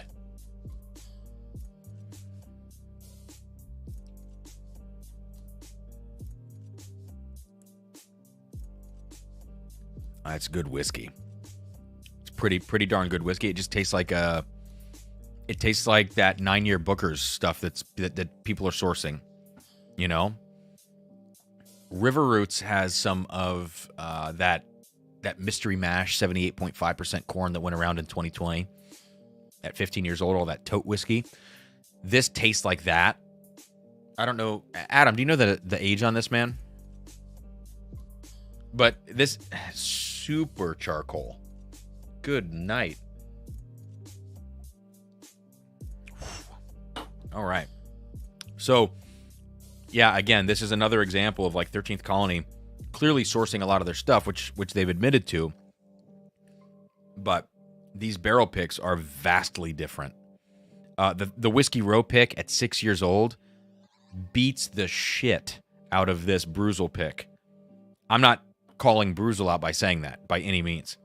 I'm only saying that because they're just so different. You know, this has to be a Jim Beam product. It's either one of those, you know, higher aged Booker's barrels that people are buying up, like NBC and other places, or it's that like mystery mash 78.5% corn thing. Yeah. It's good whiskey, but it doesn't relate to the profile that I know from anything from 13th Colony.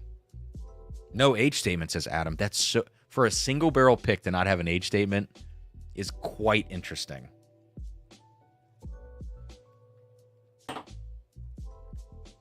Maybe it was just overlooked, like a lot of, or most of everything to do with their labels. Anyways. We're never getting a 13th Colony pick. On to the Michters. Barrel Strength Rye. 2024. Squeaky cork. This is barrel 24B0901. So Adam says, and Adam is the person that gave this sample to me down in Lexington. And Adam says, I was disappointed in it just because I was expecting a different flavor profile. And frankly, after tasting what I've tasted from 13th Colony, if I got that flavor profile, I would be pissed off because it doesn't have any relationship to anything else they're doing. And at the time that was picked, I'm not sure they had even admitted to sourcing stuff at that time. So that would be peculiar, to say the least.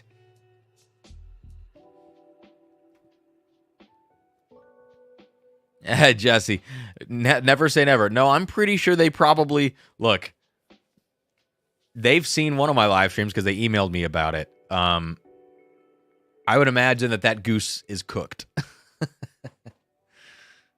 Although, obviously, Jesse, I know why you're saying that, but man, look, 13th Colony doesn't need drums and drams to do a barrel pick by any means. The only way that I could really throw a lot of support behind the company at this point is for them to become very, very transparent about everything they're doing. Because clearly something's happening. They're clearly staving things that they've got to be doing something. Whether it's adding extra char to barrels or staving, something is happening to give them these intense flavor profiles just beyond the climate. And if I'm wrong about that, that's totally fine. I'll eat crow, but yeah, I don't know. If they became very transparent and revealed something that the public didn't know, I would trust them a lot more.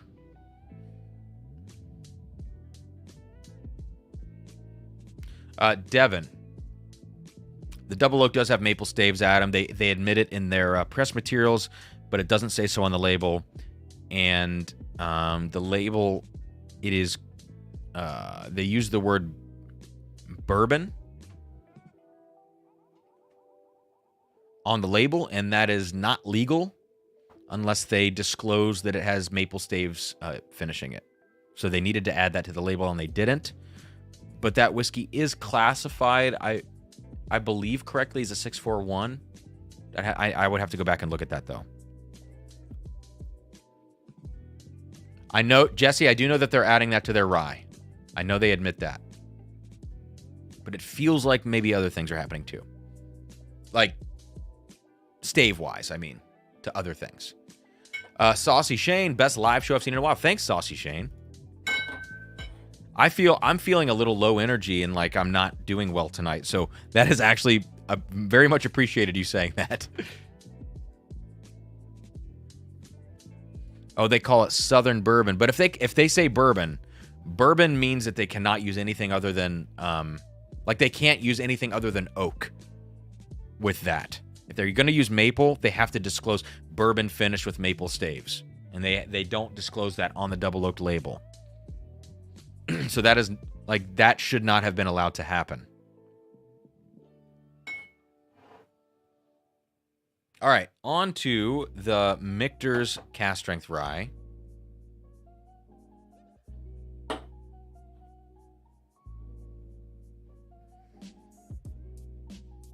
Nice. Let me know if you've had this 2024 Michter's Barrel Strength Rye. There was something earlier I wanted to pull up. Mary Beth Height. Cam, thanks for saying my last name correctly. You just won my... So I assumed that it was pronounced Height because there's a guy that wrote that is an author amongst other things. I don't remember his exact field. Social psychology, maybe, or like I don't know. But Jonathan Haidt, it's spelled differently, H-A-I-D-T, but I assumed that yours was probably pronounced the same way. His gets mispronounced as hate quite often because it has an A in the name, but yours felt... I took a chance by saying Haidt.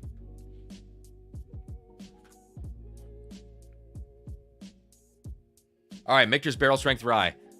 Cinnamon sugar all the way.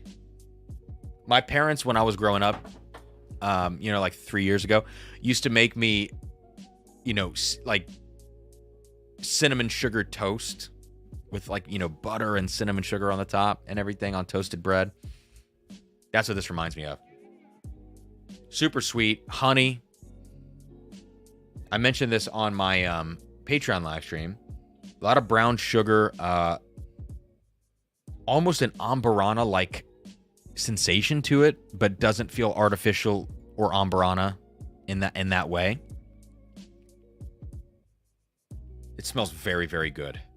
And I have no complaints on the 2024 like I did on the 2021 single barrel I had. Again, they're single barrels. Your mileage may vary, but the 2021 I had was like espresso, and which is good, but then it went into really rubbery, bitter territory, and I didn't like that. Like overly charred almost. This walks a great balance between sweet, spicy. There's actually kind of some youthful grain notes in here. This feels young. If I had to guess an age on this. I would guess 5 to 6 years old on this rye. It does not feel old. Tim Tam Slam A. No, this is a B. This is a B barrel of the rye.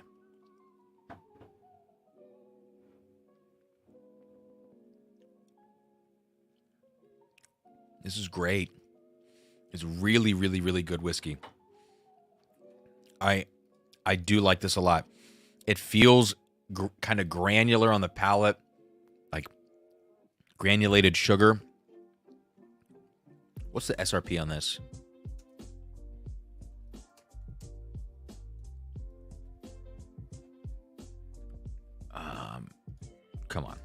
Come on, Google. You can do this. SRP. Michter's Barrel Strength Rye SRP. $100, huh? Is it really $100 SRP? I only know secondary because I've never seen one of these for SRP. So I just know that secondary for a while was like $180 on these.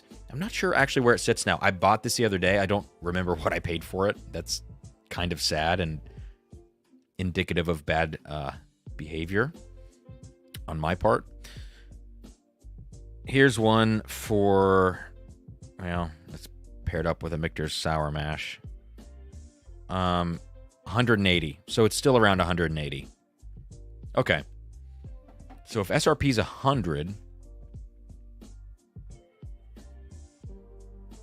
yeah. All right. It's a lot.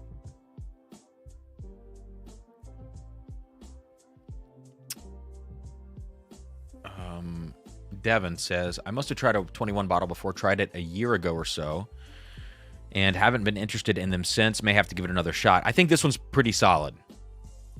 And I can't speak right now, Jesus. I always have to wonder if my 2021 version was just a bad barrel, because I've never heard anybody else really complain about those in the way that I did.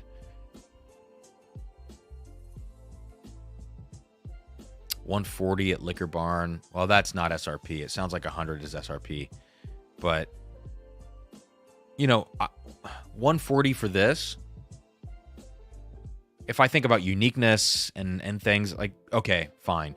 $180 is a lot, and that's what I paid for it probably when I got this like a week or two ago. I don't like that. I would not pay that much for this. It is very good rye whiskey. I love that it's different. If you want to experience something that's kind of like an Ambarana finish, but not, if that really turns you off, but you're curious about that kind of a profile, this rye is what that is for me. Someone in the Patreon live stream said that it's like what Rio wants to be, and I think that's very true.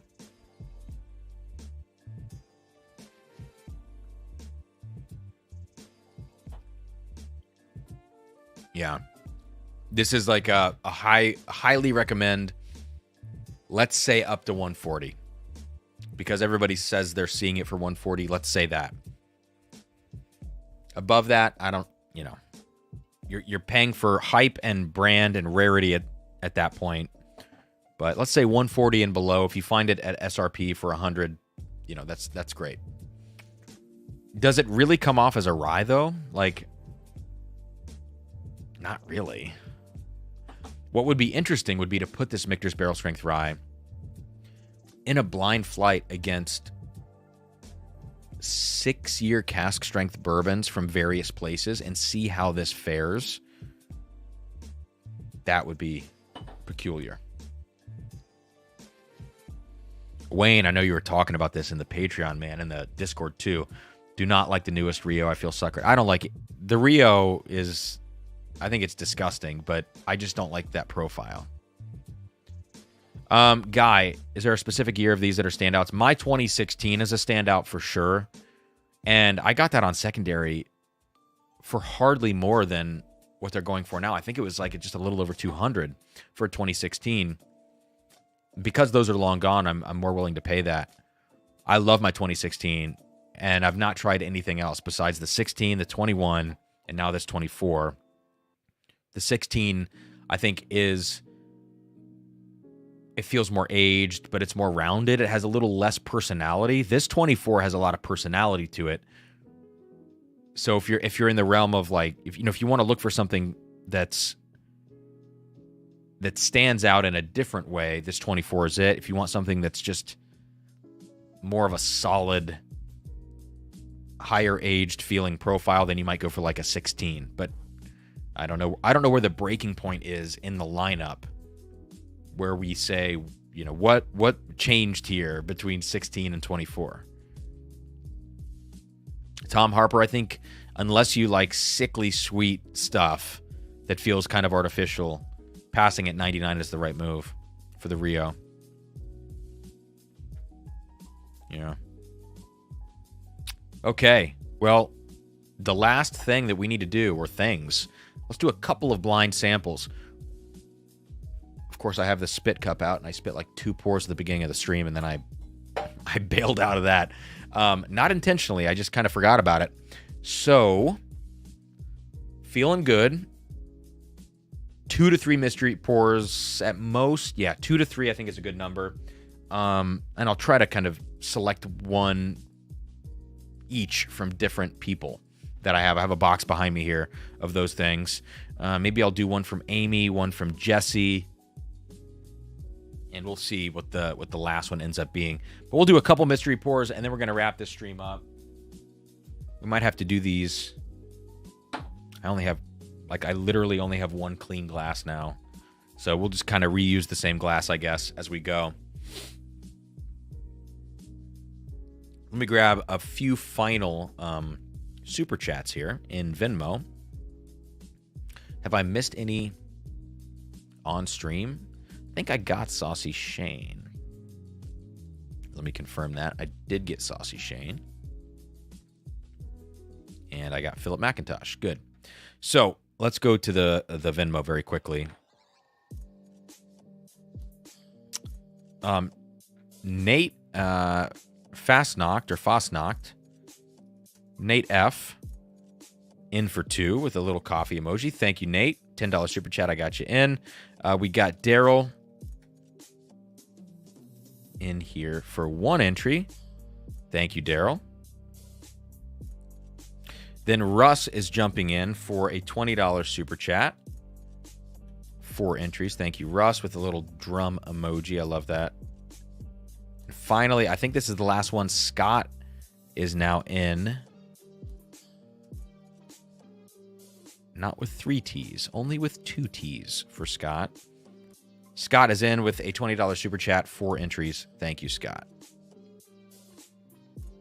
All right.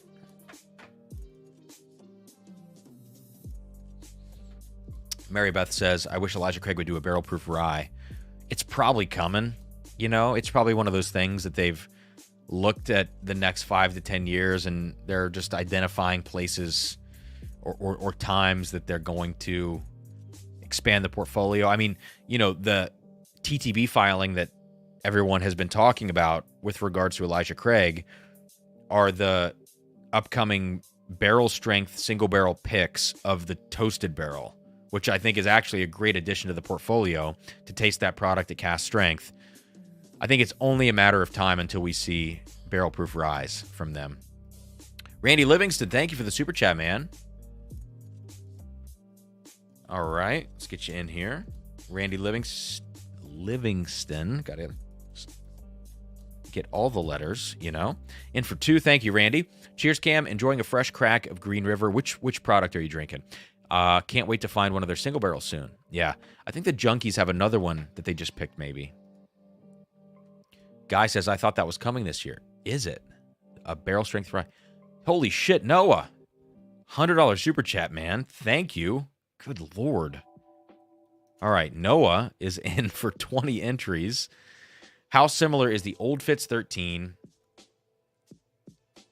to the Dusty EC12 I sent you a sample of? I probably still have that sample, Noah. Hey, guys, I know there's 125 people that are going to be, watching me walk off screen. Give me like a few seconds to look for this Elijah Craig 12 sample. I know it's in this shelf in front of me. I just have to find it. Give me 60 seconds. I'm going to do my best.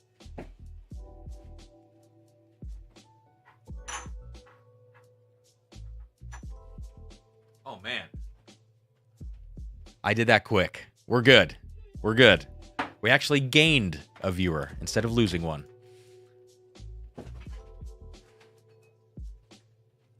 If you could see the floor behind me, you would be very disappointed.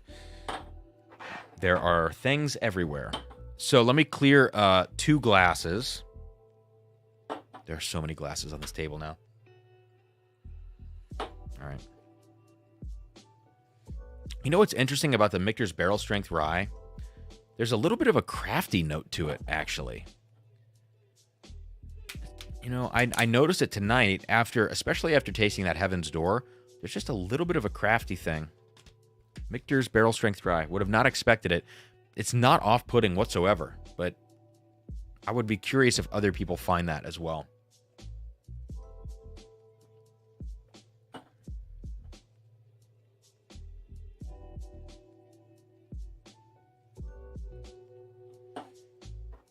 All right. So, Noah, we're going to do this comparison. Tim, what were the proofs again on the 23? Okay, so 20. It's actually 24, and the 16 rye. The 23 was low. So my 24 is 110.2, and my 16 is 115.7. So yeah, it is actually 5 proof points higher, and the profile is 1,000,000% different. Kind of reminds me of like maybe old Barton rye. I don't know. Oh, Guy, I think it was toasted rye. I feel like maybe I've seen that now that you say that. Mary Beth jumping in with a super chat. Thank you. Mary Beth Height for 1. Got you in. Thank you. Thanks for being here. My favorite rye this year so far is the Bourbon Judge. Oh, if he picked a Middle West Pumpernickel rye, then I totally agree that should probably be your favorite rye this year. Middle West is still one of the most underrated distilleries, I think. Randy's drinking the straight bourbon. I love Green River straight bourbon. I love it. The wheated I like too, but I still think that straight bourbon is probably my favorite. Tom Harper with the super chat. Let me get you in, and I'll read this. Let's see. In for 1. Gotcha. Thank you, Tom. Honestly, this is the best whiskey live on YouTube. Thank you, Tom. Unbiased, great opinions, chat feedback, great content. I really appreciate you saying that, man. Really do. I do my best here, you know. Unbiased, I do my best with that too, but obviously we're all susceptible. I just try to be honest at least about if I feel like there might be one. Live from the patio is in for 1. Thank you. Just poured a Blue Note, uncut, unfiltered Green River juice. Great pour. Those are great. And the picks can vary quite a bit, but I've had some fantastic ones. Mike B in for a super chat. Thank you, Mike, for 1. Cheers, Cam. Appreciate you. Thanks, Mike. Russell Meyer joined late. How was that high and wicked? The one I had was a high rye bourbon that drank like a barely legal rye. Russell, did you have the cask strength or the 104 proof version? Because the cask strength did drink more like a barely legal rye. And the 104 proof version was so bright and fruity, cherry sweet. I like them both, though. Dan Pacifico, there's a pumpernickel rye sitting on the shelf for months, and I haven't pulled the trigger. Oh, 105. Is it cask strength? Oh, Russell, it was the cask strength? Yeah. The cask strength, you could totally mistake for a barely legal rye because it has 39% rye in the mash bill. So, understandable. James, I expect Cam to kick me off if Matt doesn't kick me off. James, I'm never kicking you off. Well, never say never, but you know. Okay.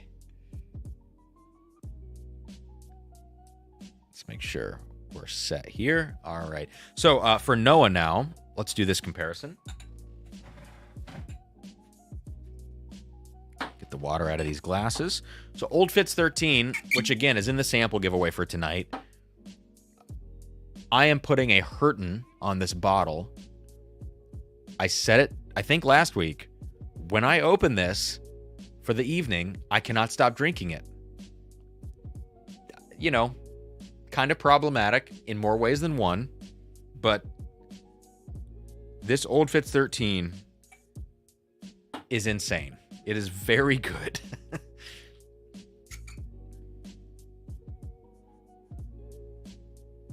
Oh, John Cloud. He says he couldn't resist. He made a comment about micro batches. No. Let's go to town over micro batches. Come on.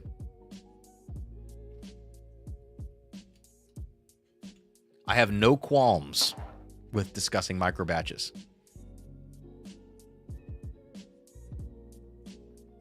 Oh, God. Anytime I take a sip of this Old Fitz 13, it's a modern day Dusty. Oh, my God. Everyone that says, like, about a modern whiskey, oh, it tastes like a Dusty. What that really means is it reminds me of a Dusty, or there's this one little note. Nothing actually tastes like a Dusty anymore that's distilled modern day. But this was distilled in 99, so it legitimately does taste like a Dusty. And it was released, 2 or 3 weeks ago. It's crazy. Toshi, don't ask me that question, Toshi. Old Fitz 13 or 17, don't ask me that. I don't want to answer that question. Because 17 is the best modern wheated bourbon from Heavenhill. And 13 is the best modern Dusty. You know what I mean? Like, these are two whiskeys that epitomize their profiles. How can I choose? And if you put them in a blind for me, it's not fair because I know what you can mix them up all you want. I know which one is which. Selfishly, so here's what I'll say, Toshi. I think you can actually do better for money when you're thinking of Dusty whiskeys than the Old Fitz 13. This is about $775 to $800 on secondary right now. At that price, you could probably get an Old Grandad 114 from the 80s. And so I think that's maybe a better representation at a higher proof of a Dusty profile, but it's way more Dusty than this Old Fitz. Whereas like the Old Fitz 17 is far and away the best modern wheated bourbon from Heavenhill over the 19, the 15, all those. So to me, it's like maybe actually you get the 17 because it's the best current Old Fitz, and then spend your other money elsewhere on a Dusty. But that's assuming that you buy two things. If you only want to buy one thing, maybe you just get the Old Fitz 13.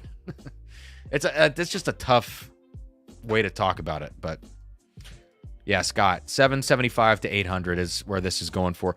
I got mine actually cheaper than that. I think I paid $15.60 for two, which I know is not a small amount of money. I think I paid $15.60 for two Old Fitzes with shipping. Oh, Dan, it's the ported rye. Then that is the going rate. I'm not the hugest fan of that one in particular. Pink Dan, I consider myself a modern day Dusty. Toshi, right here, man. Right there behind me, that's a 17. I've got one bunkered also. And then this is that George T. Stagg 08, which is all your fault. But no, I've got the 17. But if I do a blind, I could do it right now and I can tell you which one's which because the profiles are just so different.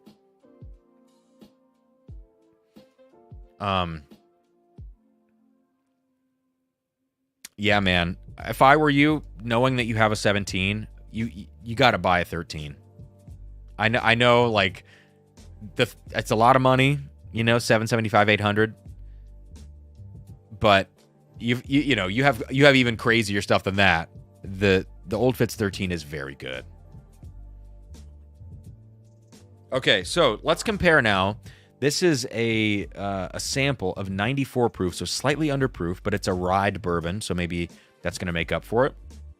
Elijah Craig 12, bottled in 2006, so distilled at least in 94, which is my birth year, actually. So let's say that this is distilled in 94, if it's all the same age, and the Old Fitz is distilled in 99. Let's see which one's better. Old Fitz now going for $800 on secondary, or this Dusty Elijah Craig, which would probably be $300 on secondary or $350 nowadays. Here we go. So Old Fitz first. Toshi, if you need a 13, just let me know. But obviously, you know, at that price, if you need one, I could probably find you one.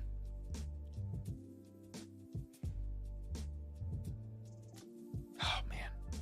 Yeah. Oh, God. It has that old Stitzel vibe to it.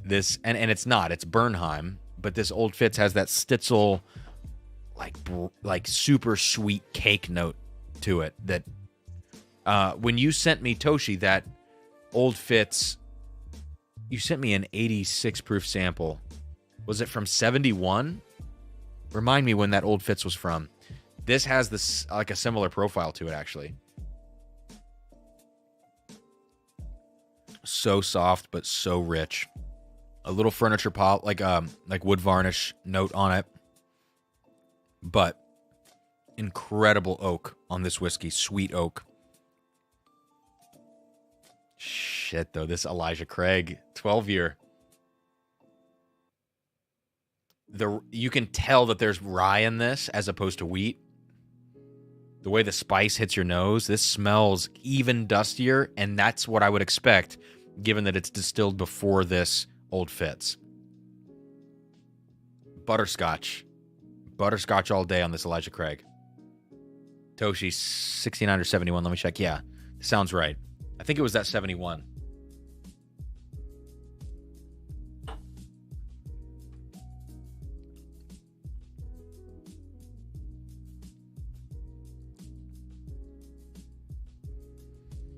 Man, the Elijah Craig is very good. Strangely, there's like a chocolate-covered pineapple note in this. It's interesting. This is a very close call. I think I actually prefer the Old Fitz, weirdly enough. And it could... No, it's not just a proof thing. I think the Old Fitz just has a little bit more richness to the profile. And the oak, I like a little bit more. Whereas I do love the butterscotch on a dusty Elijah Craig like this. But the Old Fitz is winning out. I think they were right to take this whiskey, to tank it the way they did. I think they're right. Now, what would have happened if they aged this whiskey another 5 years? That could have been cool too.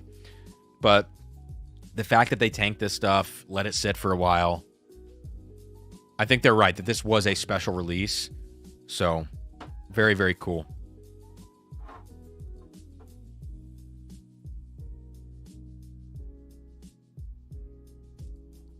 Noah says the Elijah Craig 12 is so good, I have a 1.75 of it. Interestingly, Noah, this sample has like 15% taint on it. Well, clip that too, Matt. There's a teeny bit of that sample taint. And this is, I've had this sample. Noah, you sent this a while ago. Like, I could check my email now. Because I think you probably emailed me about it. Let's see. Noah.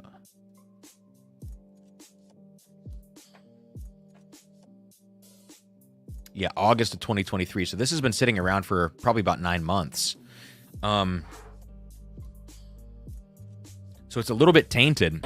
And what's funny about that is that this is a polycone and it's not been stored on its side.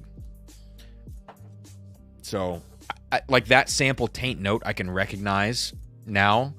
And it happens in varying degrees. Yeah, strange. I don't know. But even with that note, I can tell, John, I can tell between these two that the Old Fitz is just a little bit of a better whiskey, I think. Greg Miller, what did I miss on the Heavenhill 14 wheat? I haven't actually tasted it, Greg, but it's just going in the giveaway because I think it's a great whiskey. Noah, what's the tainted note? Well, I have to imagine it comes from the sample bottle and not your bottle that you have, but it's a note that smells like glue. Matt Porter turned me onto that. To me, I was always like, oh, well, it's like a chemical note, but I couldn't place it. It smells like glue. Yeah, I think this is just a little bit like that, but I don't know. You know what would be interesting, Noah? To taste the whiskey right out of that bottle that you have compared to this sample, to see if, you know what I mean? Like if it really is different. Chris, I hate you so much. I hate you so much. I can't say that again, dude. I can't do it. You guys got me last week.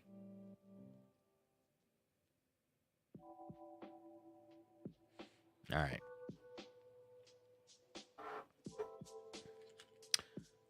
Now, let's do a couple of blind samples, and then we can wrap this up. The giveaway is going to happen at 10:30 Eastern, so in about 20 minutes.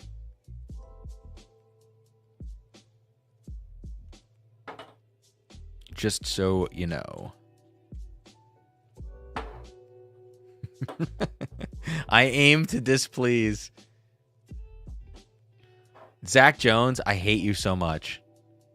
It might just taste different from glasses Cam uses. These are my cheater glasses. And by the way, I bring them to every barrel pick. So when I see Dan and Sean in 13 days at River Roots, I'm going to have my cheater glasses. And I'm going to be tasting 12 barrels of rye that day because we have 12 barrels to choose from. So I have 13 of these glasses for 12 barrels of rye. So we're going to be great. It's going to be great.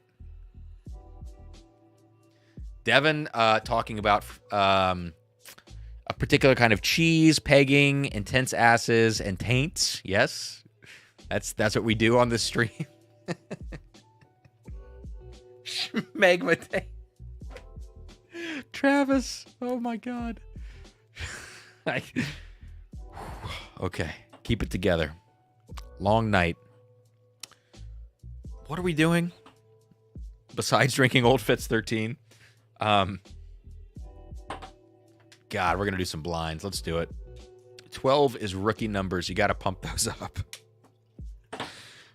Dude, Chris, we tasted so much shit at Dark Arts. You're right. 12 is actually probably rookie numbers.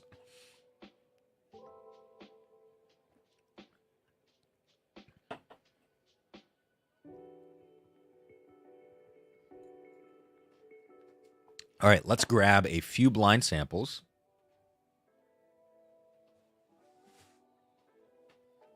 In the blind box. Tom Harper.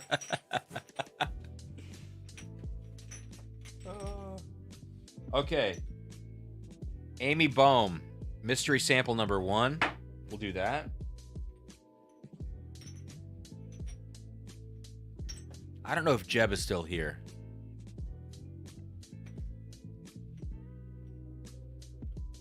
We'll do mystery sample 2 from Jesse. What do we got? Can't do that.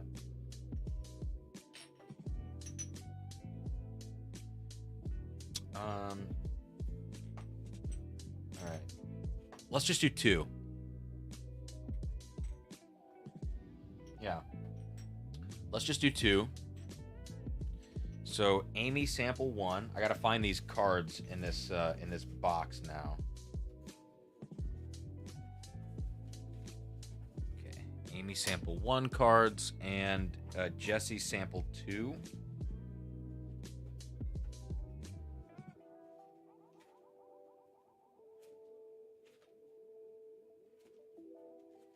Got it. All right.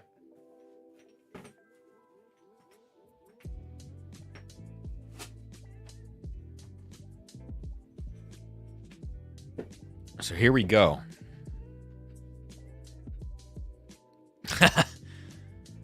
Jeb, I was looking at your blind sample. I thought about doing yours on a video when I start shooting blind content in the next week or 2. I could always do it tonight. Let's see what happens after these first 2 mystery samples. Because we've done a lot of whiskey tonight. So let's see. Jesse said, you might want to lower your expectations from the last sample Jesse sent was Heavenhill 27. So I'm not expecting Listen, Jesse, if you didn't send me something better than Heavenhill 27 for sample number 2, then I don't know, man.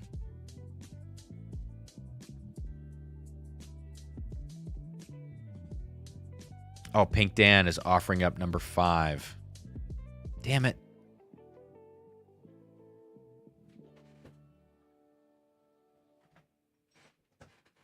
All right, here's the deal. If we're gonna do 3 blind samples, I'm gonna have to go to the bathroom. It's one of those nights. Look, it's been a few months since I've had to do this on a live stream, but I gotta go take a leak. So start your timers. 75 seconds. Let's do 75 seconds. That's the allotted amount of time. Here we go. 75 seconds. BRB.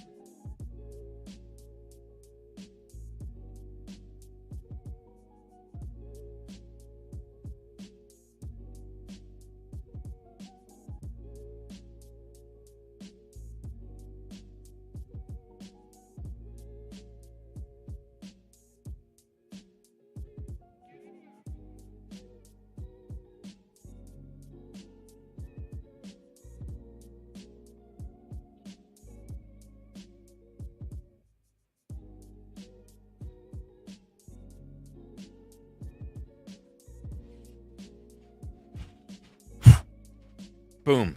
75 seconds. Let's go. Sorry. Long day. Travis, Dan never pisses on a live. No, but apparently Sean goes outside and leaves his microphone on and does it, from what I hear. Zach, Cam's currently pissing excellent. Oh, good God. Yeah, there you go, Chris, with the Sauvignon Blanc call out. Little New Zealand Sauv Blanc. All right.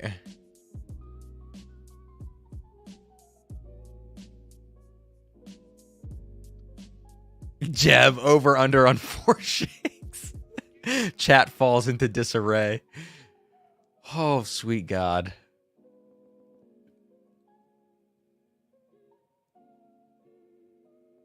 Yeah, Adam's here to remind me not to do stupid shit, but it's well out the door at this point. 10 a.m. dress rehearsal in the morning. That's why we started at 8 p.m. tonight.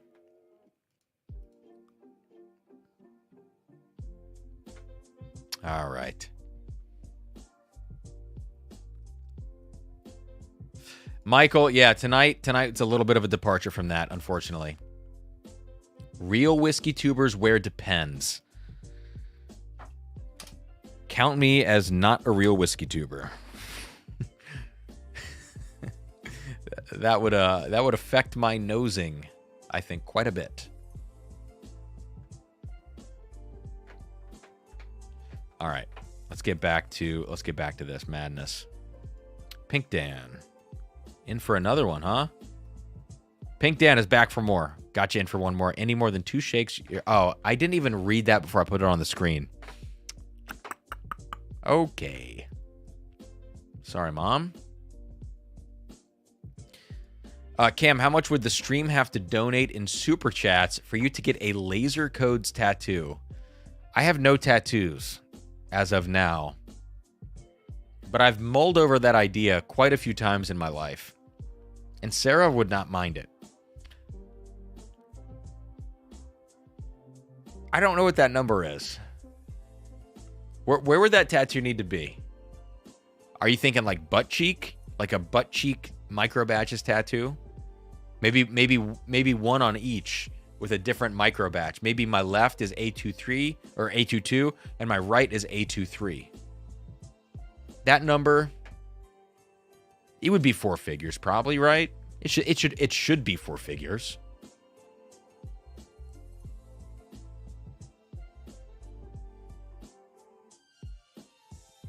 I'm not ruling this out. I'm not above this. Because then anytime I moon somebody, they're going to get, they're going to get whiskey conspiracy education. Just bright, loud and clear, and very, very bright in their face.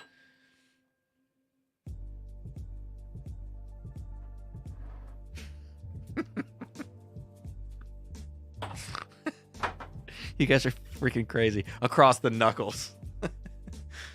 Can you imagine? I have like no tattoos anywhere except I just have knuckle tats about micro batches.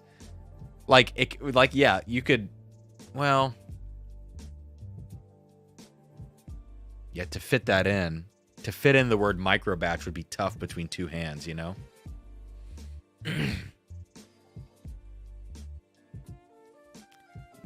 Jesse coming in with a taint tattoo. Dude, that sounds excruciating.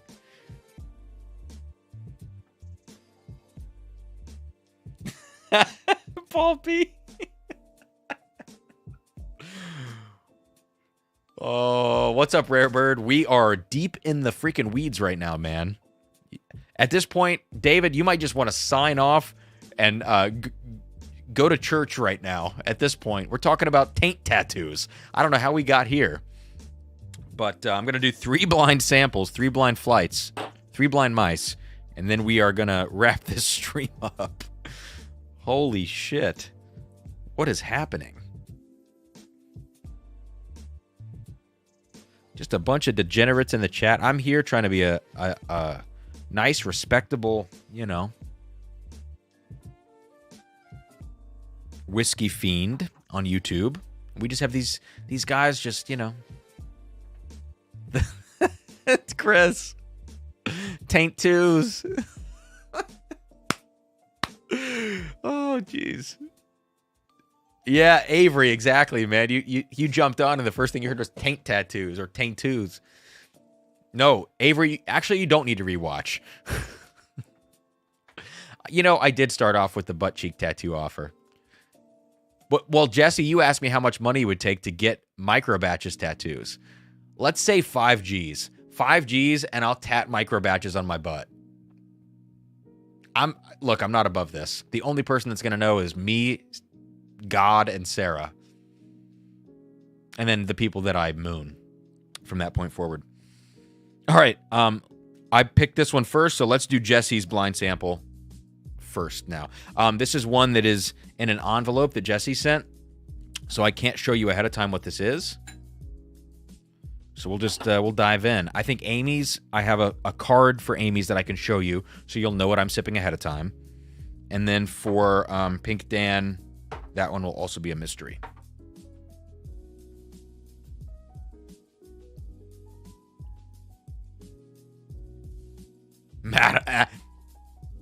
Oh, this is different. Jesse, you're going to blow my palate right now with whatever's in this glass. Adam McIntyre, what a hell of a time to join this live. You could say that again. Prozac. Prozac, that's funny. Have you tried the JD Batch 10 Batch 3? I have not, actually. No. I have Batch 1. Yeah, I have Batch 1 and 2. Scott says having a Crittenden's cut above Stogie batch for the winning super chat. For the winning super chat. Nice, man. I don't know that bottle there. Will jumping in at the wrong time. So we are in Scotch or Irish territory with this pour, actually. This is a lightly, actually, you know what? I would say this is a lightly peated, either Western Highland Scotch or like Lowland Scotch. Color, nice deep color to it. Could be colored given it's a Scotch. I get grilled pineapple. I get some milk chocolate, grilled pineapple, sherry fruit kind of notes. Actually feels like quite an intense proof for a Scotch. A little bit of a rubber note to it. Tar. Very nice nose. Very balanced. I like this quite a bit. Didn't expect to have a Scotch, though. Especially given this color. I thought this would be American whiskey.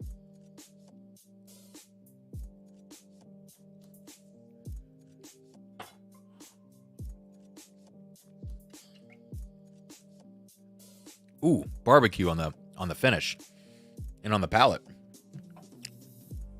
Okay. So that is different. Reminds me of an Annandale single cask bottling that I have.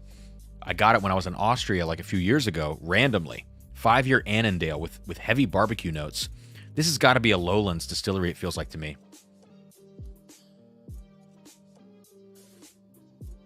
Unless this is like some sort of American blend, like a High West Campfire, which I've never had. I don't know what this is. Because I think a lot of these American blends that utilize peated Scotch, either slightly in a blend or maybe as a finishing cask, let's say, they often come off with barbecue notes and mesquite kind of notes as opposed to more medicinal peat notes.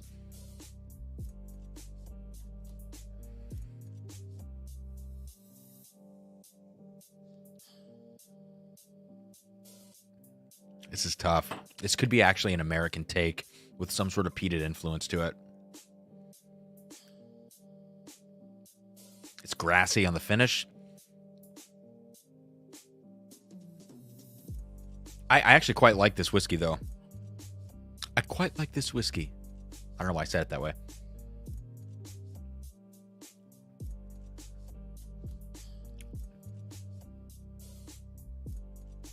I think this is American. I think the proof is the peat. The peat throws you off on proof. It feels more intense than it is. So I'm going to undershoot what I think it is. I'm going to go 98 on the proof. Age on this, that is so hard to tell. 8 years. I'm going to say it's some sort of American whiskey that is involving peat. Is it a single malt? I don't know. This is tough. I'm so curious, but I actually like this whiskey quite a bit. If it's a Scotch, I'm not going to be mad, but, you know. There we go. It's a peated rye whiskey. I said 98. It's 102.4. It's 3 years old.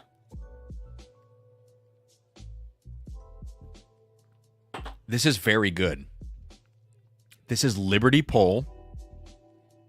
3-year peated rye whiskey, finished 7 months in Oloroso sherry casks. 102.4 proof. I really like this whiskey.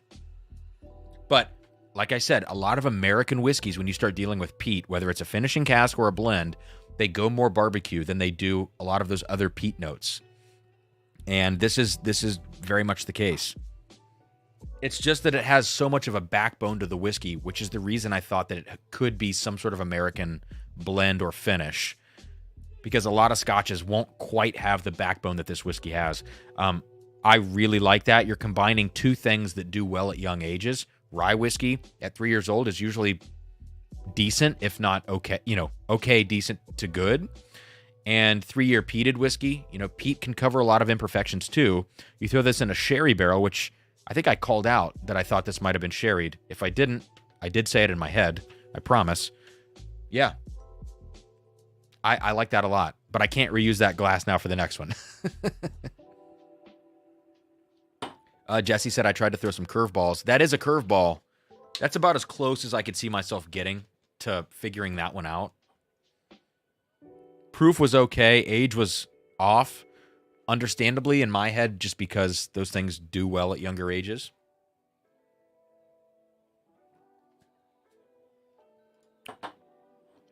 I like that.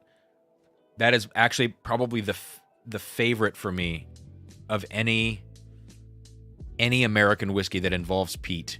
I think that would be my favorite one that I've had so far. So, hats off to Liberty Pole. Okay, let's do Amy's sample number 1 now, and I can show you what I'm sipping before I sip it. Okay.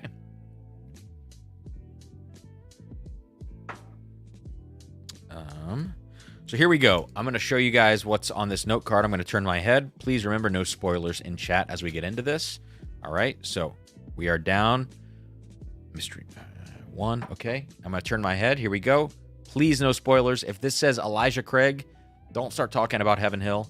Don't start talking about Elijah Craig, for God's sakes. But, you know, you get the picture. Here we go. So here is what I am about to smell and taste from Amy. I'll leave this up. Let me know if it's not focused for any reason. Here we go. 3, 2, 1. And we should be down and back. Okay.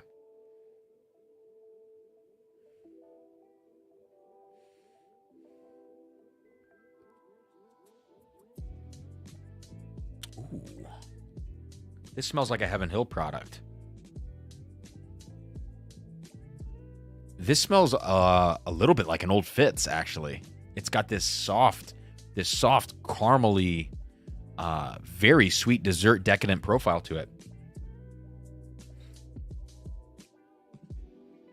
But the proof on the nose makes me rethink calling this an old Fitz because it does feel a little hotter than 100 proof.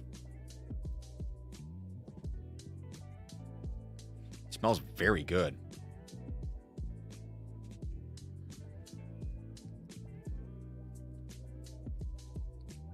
Oh, yeah, this is confusing.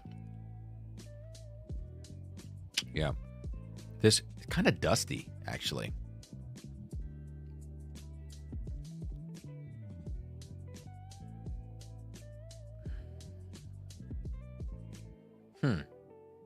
This is a weird one.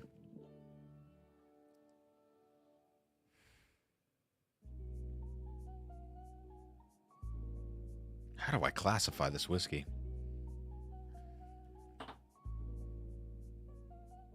So this is the old Fitz 13. I know I shouldn't be comparing these in a true, blind taste. So, I'm getting a little green apple peel. Yeah, just kind of a lot of apple notes on the top end with some kind of generic, oak spice, white pepper spice. This does have that. The reason I call this an old Fitz, it has kind of that fluffy, cakey thing to it that a lot of old Fitzes have. It smells really, really nice. If this is like an affordable shelfer or something, I would recommend the crap out of this.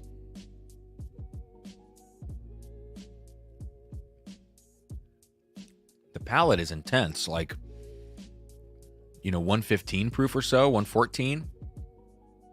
A lot of leather.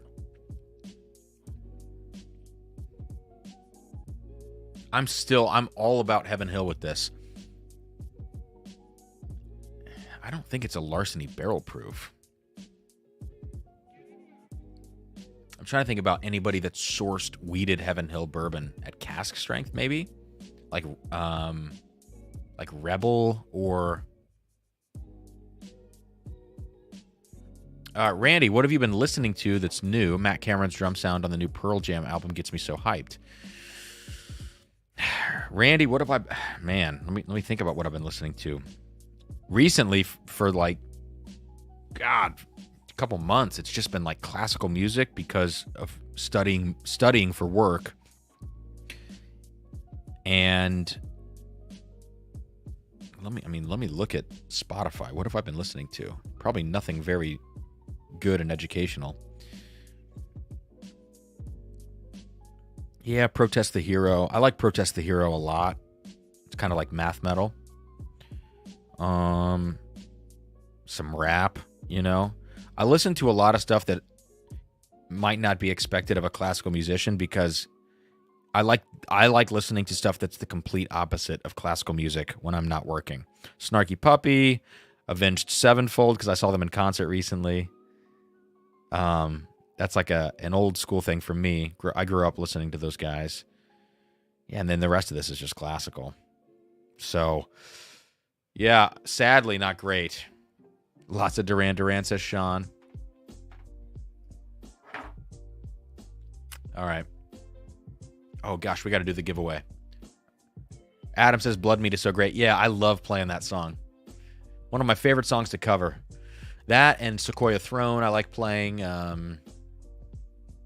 Yeah, that is a great album. Fortress is a great album. Cam's a Swiftie. No, not hardly.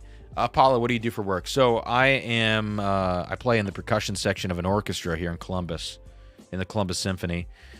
I play solo gigs. I used to tour around before COVID as a soloist. I played recitals and I soloed with orchestras.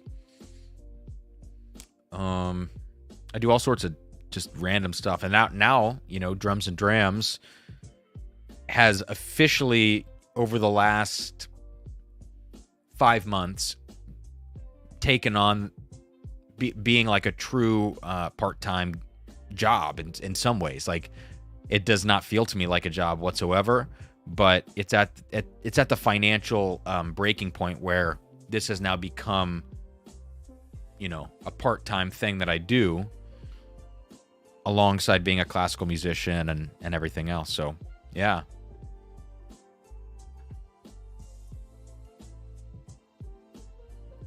I got to make a guess on this.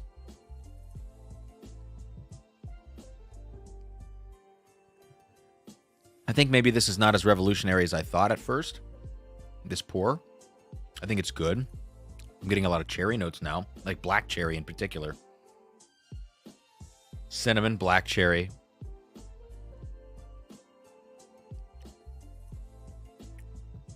I just don't know what this is. It could be a Beam product, actually. It's Beam or Heavenhill. The leather notes on the back end are sending me towards Beam now.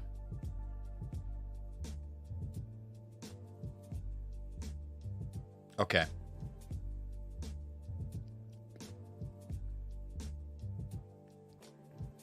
$120 proof.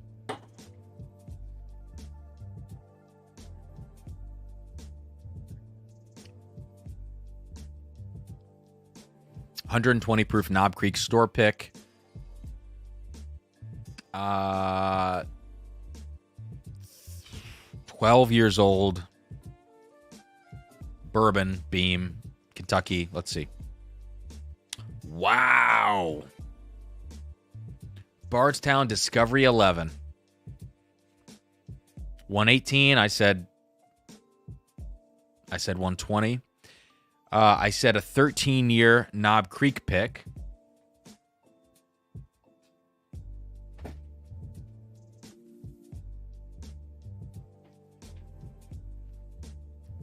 The breakdown, 75% is 13-year Kentucky bourbon, but from Wild Turkey. 21% is 10-year, and then a little bit, 6% of that 6-year Bardstown. So stats-wise, I actually did pretty good on this. It is all Kentucky bourbon. It's primarily 13 years old. The proof was very close. I smell it now. Now that I know what it is. I can get that cherry note in particular. I call this black cherry note. I can get that, and that leather note that's in there. This makes sense to me as Discovery 11. In the blind, I would have never gotten that. And it's funny that I went back and forth on this because that's how I've been with Discovery 11 as well. Like, some days I think it's amazing. It's the bee's knees. It's incredible stuff. And other days I'm like, well, it's just okay. And I had both of those things happen to me in this blind.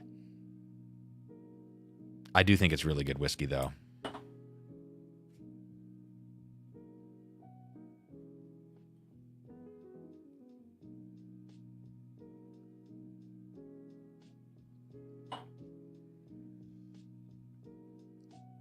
Oh, they can. So Toshi said they confirmed the 10 years Beam. So then they just rounded off the percentages, right? Because that's probably the mystery mash, right? 78.5% corn. Did they just round it off? But I felt like on a previous label, didn't they include that mystery mash on a previous label, and they labeled it 78.5%? Why would they round this, or did they actually produce another bourbon that is 0.5% away from that? I don't know. But I'll take the I'll take the stats guess on that. Truly. Jeez. too many things on this table. No, Amy, that's not unfair at all. I mean, I take from that, you know, like basically the stats guesses are the most important thing on a product like that. So, and I feel like if Matt includes anything like this in Matt Madness at this point, he knows to not ask the age of that product, because that's kind of an unfair question, but asking the proof is totally fair. Maybe even asking the state is still fair since it's all Kentucky.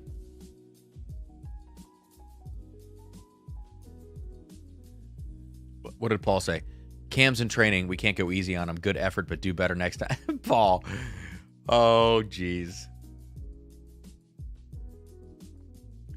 Actually, Paul, I'm pissed off. I'm very offended.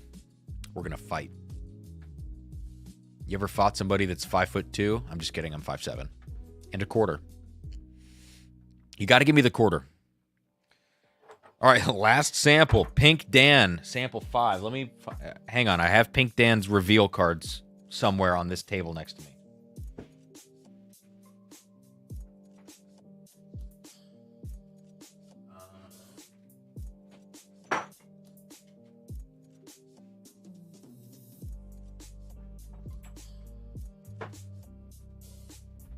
All right. Here we go. I said we were going to do the giveaway at 10:30. We're just going to do it at the end of this last blind. Sorry.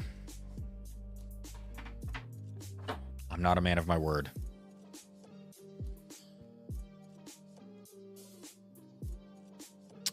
Who said this? Tim, Discovery 12 sounds very much like Discovery 11. Yeah, it's basically the same thing, just aged another year. Frankly, I'm excited for that. Holy shit, this smells good. All right, Pink Dan. I can't show everybody what is, you know, what this is ahead of time. This is the card, but it is taped on the sides. So we will cut it open with some scissors and do the reveal at the end, and then we will do the giveaway, and then we're going to jump off here. And just quick reminder of what tonight's giveaway is. Every $5 super chat gets you in. At this point, we've had so many damn super chats. I just have to say thank you to everybody that's super chatted. The list of samples, they're all 1 ounce samples, are in the description of the video. Old Fitz 13, 17, George C. Stagg 08, Michter's Barrel Strength Rye, River Roots Pick, Orphan Barrel, like all crazy stuff. And the first place winner is going to get the very first aged in ore Drums and Drams branded glass. The second place winner is going to get a travel sample pack from Aged in Ore. Travel flight, whatever they call it, with the Drums and Drams logo on the pack. So there you go. Let's do this last sample here. I think I have two Venmos maybe that I have not. Gosh, there are too many things on this table. I think I have 2 Venmos I need to get to. Sam Johnson. Let's see who the last one was I got in Venmo. Should have been Scott with 4 entries. And then before that, Russ. Yep. Good. And now we've got Sam Johnson. Wow. Spelling. A challenge. I need to increase like the percentage, like the size of this on my... I have a very small screen below with this, and it's very hard to see. Sam Johnson, in for 5 entries, $25 super chat, says, YouTube sample pack giveaway. Thank you, Sam. Appreciate that. Avery, jumping in with 1 entry. Thank you. Got to get it in on this drawing. Thanks, Cam. Someone get this man 5 Gs for a taint too. And Bobby Holton in for more action on two entries. Says extra time. Why not? Sean Holtgrave says, don't forget PayPal. Is there more PayPal? Let me check. I think PayPal might be taken care of here.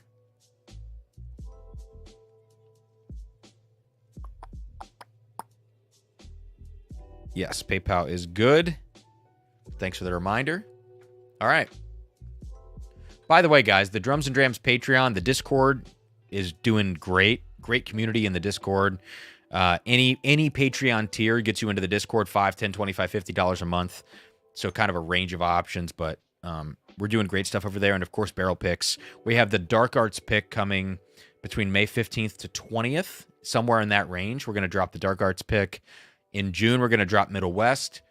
Sounds like, late June to mid-July, the next River Roots is going to come out. And then after that is going to be an Evernorth pick that we're going to be picking early June. And maybe that'll come out like late July, early August or something. So we've got picks lined up through the end of the summer. A variety of stuff, wheat whiskeys, bourbons, ryes. It's all great stuff, and I can't wait to get those, in people's hands and see what they think of them. All right, on to the last blind flight here.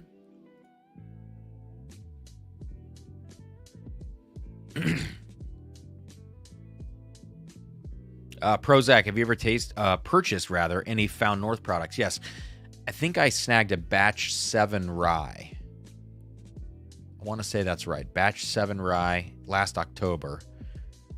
Found North, to me, is just okay. I'm just not a fan of the style so much. I actually have a bunch of Found North samples from Copperwolf, Ryan, and I need to go through those still. But they're just sitting on the shelf right now.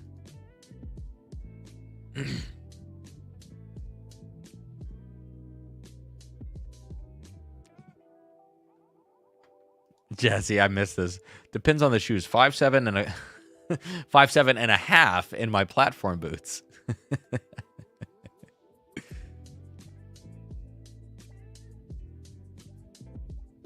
Oh man. Sorry, I'm going back in the chat now and I'm reading. All right, on to this sample. All right, this is very fresh, very bright caramel fresh. Ooh. This reminds me of William Heavenhill 17 in some ways. But there's more fruit going on in here. There are these bright fruit notes, peach and strawberry.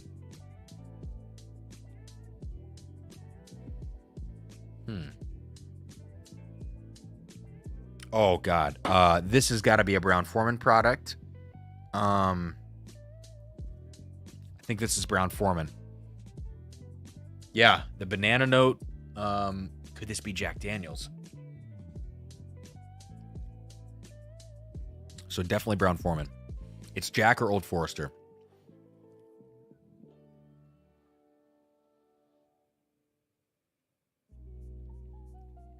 I think it's Jack Daniels. I get that charcoal note.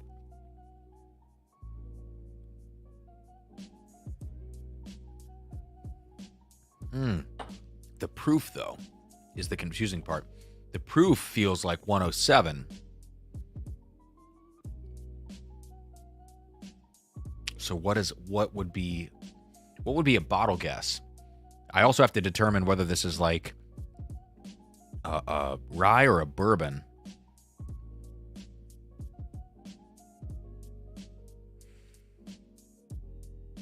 Smells very good.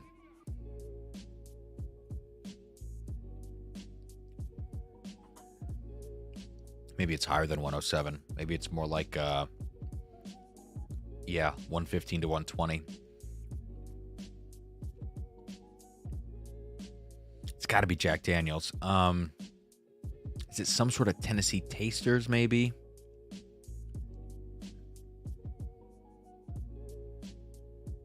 It almost feels like there's like heavy pecan notes in here or some kind of extra wood that's throwing me off.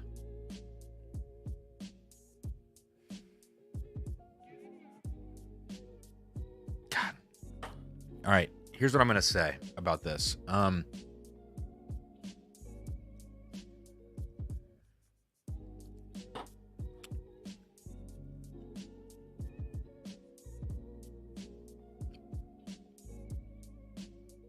$107? I mean, I said 107 at first. Usually my first instinct is correct.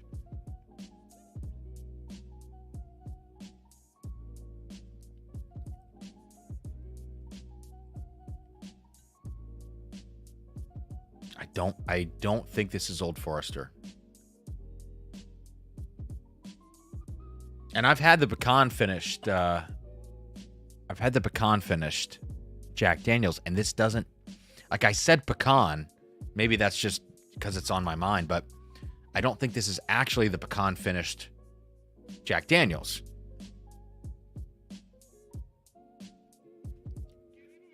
Because I get a lot of bright cherry notes on that product. I don't think this is a rye. I'm gonna go weird. 100 and so chocolatey. Oh my god. I'm gonna go out on a limb. I don't know the proof of this product. I've never tasted this product. Jack Daniel's twice barreled rye. I don't know the proof of it. The proof of this whiskey is somewhere between 107 to 120.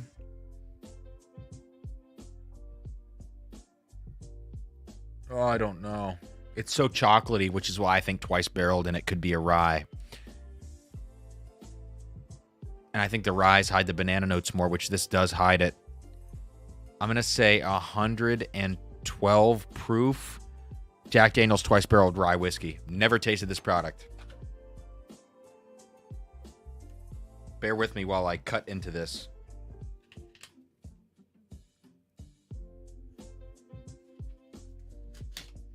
Honestly, if I'm any direction on the proof, I think I'm under. I think it's probably a little higher. Maybe. Let's see.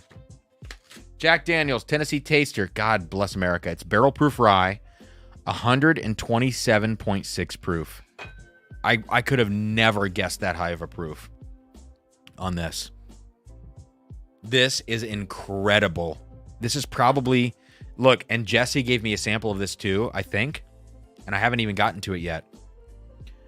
This far exceeds the standard barrel proof rye that's on the shelf now. Does it exceed the special release rye that they did in 2020? I think it probably does. I mean, this is which then Jesse would go along with what you've told me, which is that this is the best one. This is amazing whiskey. There's just enough of that Jack Daniels thing to let me know that it's Jack Daniels and that it's a rye. But it's so chocolatey and dark and rich, and it drinks under its proof to me. That is phenomenal. There you go. That is awesome whiskey. Man. So I feel like I got close. Like, I called the distillery. I called the type of whiskey. I said twice barreled because it was so chocolatey, and I took a big leap on that since I've never tasted that product. But overall, I feel okay about that, you know. Amy, as amazing as an 11-year, 5-month MGP. Look, I'm partial, though. I'm partial to that. I have to exclude myself from that comparison.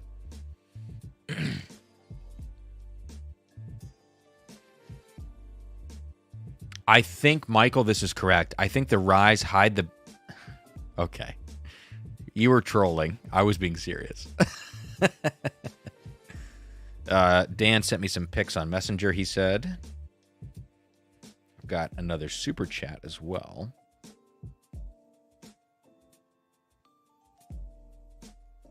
All right, there it is. The Barrel Proof Rye Tennessee Taster, 127.6. And what do they say here? It's hard to read this. They say almond? Wait. No, it didn't say almond. What did it say?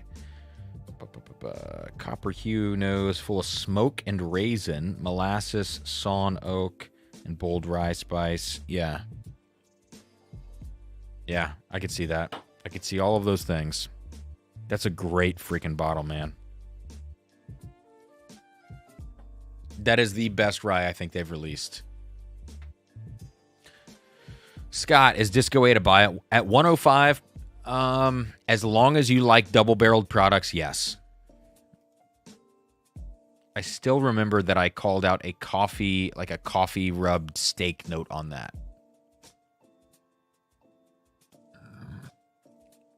Sorry if you heard that giant belch. Inner Belch. Okay. Let's do the giveaway. I've got one more super chat, I do believe, in the Venmo. From, who sent this in? Oh, I think I already got it, actually. I think I got Bobby. Yeah, I got Bobby Holton. So we're good, Venmo. We're good, PayPal.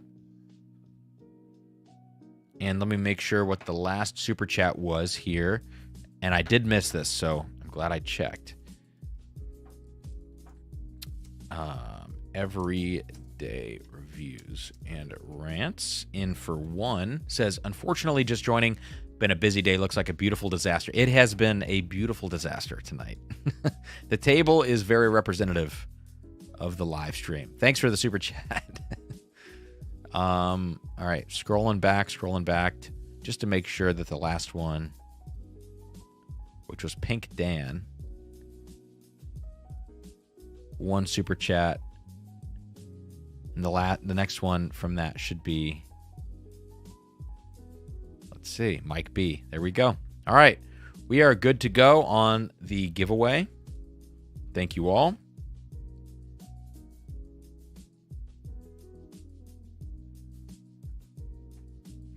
Jack Daniels is 39 for a 375. Oh my gosh. That is amazing.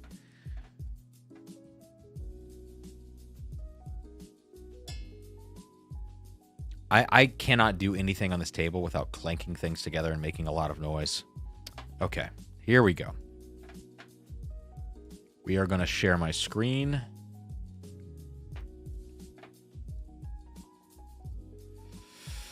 And as always, please check over your super chats. Travis, just know that because I missed your first super chat, later it's going to have 2 next to your name.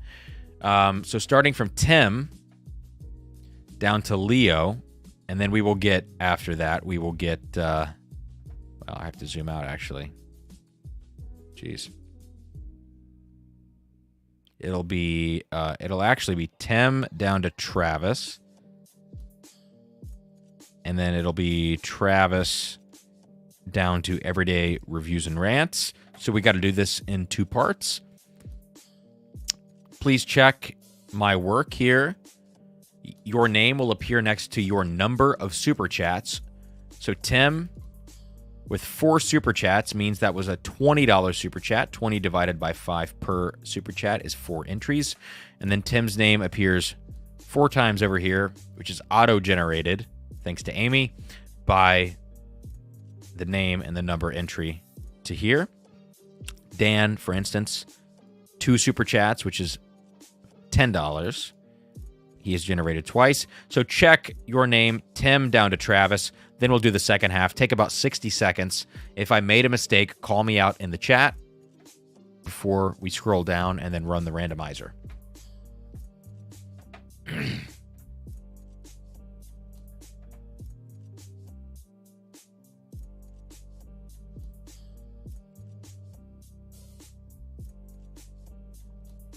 All right.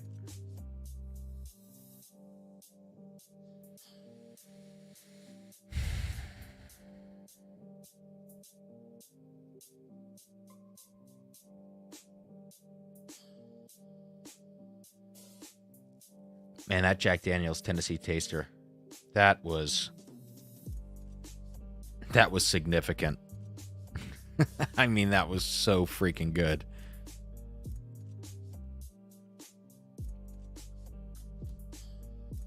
It's time to DoorDash, guys. It's time to DoorDash some food for after this stream. What are we doing? Are we doing tacos? See, none of these taco places are any good. Sushi? I feel like 11 p.m. sushi is probably not great. You know? Turn off the banner. Thank you, Travis, for the banner call. Boom. We are done. We are donezos. Pizza. I'll shit myself. What are we doing?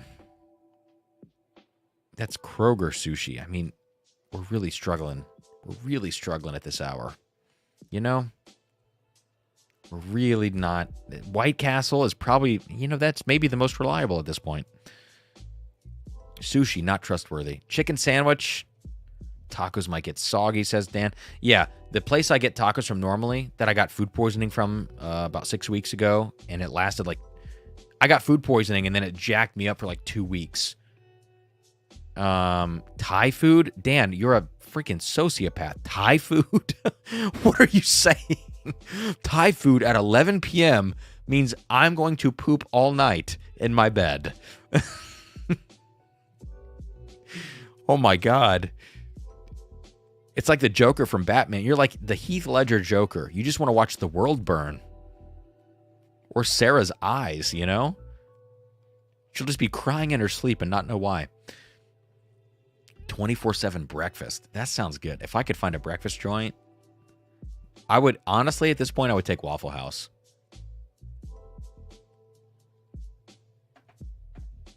All right. Let's scroll down. So we're going to go from now Travis to the bottom. There we go. Trying to do it with my mouse. Come on. Yes. Travis down to everyday reviews and rants. Please check your entries. Dan, at this point, eat a can of soup so you don't die. No, I'm good. I just want to find something, you know, a little more tame on the stomach. Sushi, not great. Pizza, death. All right, what is this? What does this place got? Kona Grill. Kind of expensive.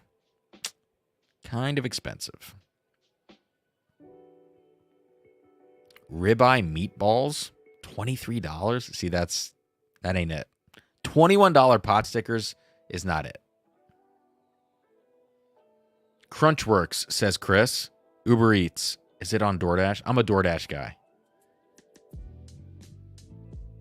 It's on DoorDash too. So Crunchworks. Is this going to kill me, dude? It's a top pickup restaurant. So good. Gourmet crunch wraps. Joe, at your next house, you should get a kitchen with a stove. Joe, you motherfucker. I do have one of those. You know, at this hour, I'm lazy. Dirty Franks, Leo, good call. Crunchworks or Dirty Franks? All right, it looks like... Listen, looks like we're good for this giveaway. We're going to do this giveaway so I can get out of here and stop being shamed.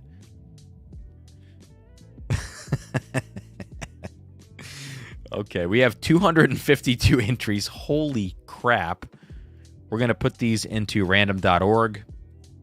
There we go. We're going to spin it 7 times. Both people are going to get the same giveaway pack. No duplicate winners. And the top person gets the glass. The second person gets the sample flight from Aged in Ore with the Drums and Drams branding. Here we go. 1, 2. Randy, your comment is hilarious. 3, 4, 5, 6. And here we go. Toshi and Guy in the lead on the penultimate spin. Boom. All right. The winner, Bobby Holton. Bobby Holton and Toshi. Both. Toshi, you already had George T. Stagg 08, and you got more coming your way because it's all your damn fault. I'm going to write this down. Congrats to you two giveaway winners. Bobby Holton, who I don't believe has ever won a giveaway on the channel. And Toshi. Bobby is going to win. Let me write this down. Glass. Toshi sample flight. Bobby, if you've won before, Bobby, I apologize. If I'm not remembering that, I'm so sorry. Either way, please email me, drumsanddrams@gmail.com. There you go. There you go. On the screen, just email me with your address, and I'll get this out to you. Realistically, I'm probably going to get this out by Monday. I got, long weekend, a lot of concerts. Monday, I'm going to get you guys' packages out. The Patreon winner for the April giveaway.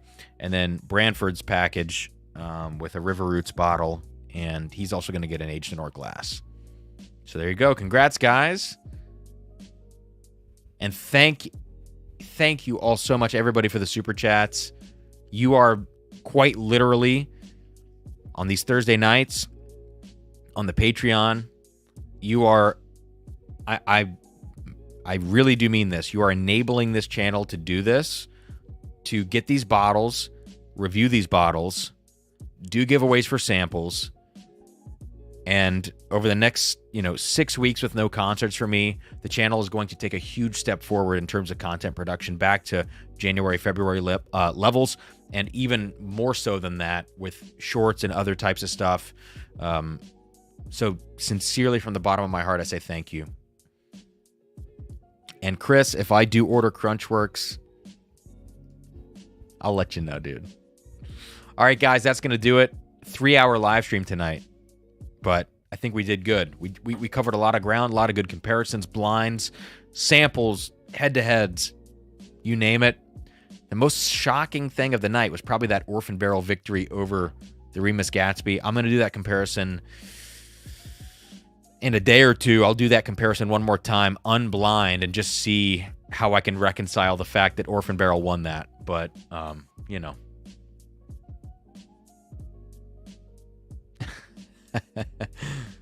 All right, thanks, guys. Cheers. I'm going to wrap up with the, I guess, the final sip of, you know what? I got to be selfish. Old Fitz 13. Congrats, Toshi. Congrats, Bobby. Cheers, guys. And I'll see you, when am I going to see you? I think there's a stream next Thursday. 90% sure. And lots of videos between now and then. So if I don't see you before then, I'll see you on Patreon. See you on Discord. Cheers. Thanks, guys. And I really appreciate all your support. Have a good night.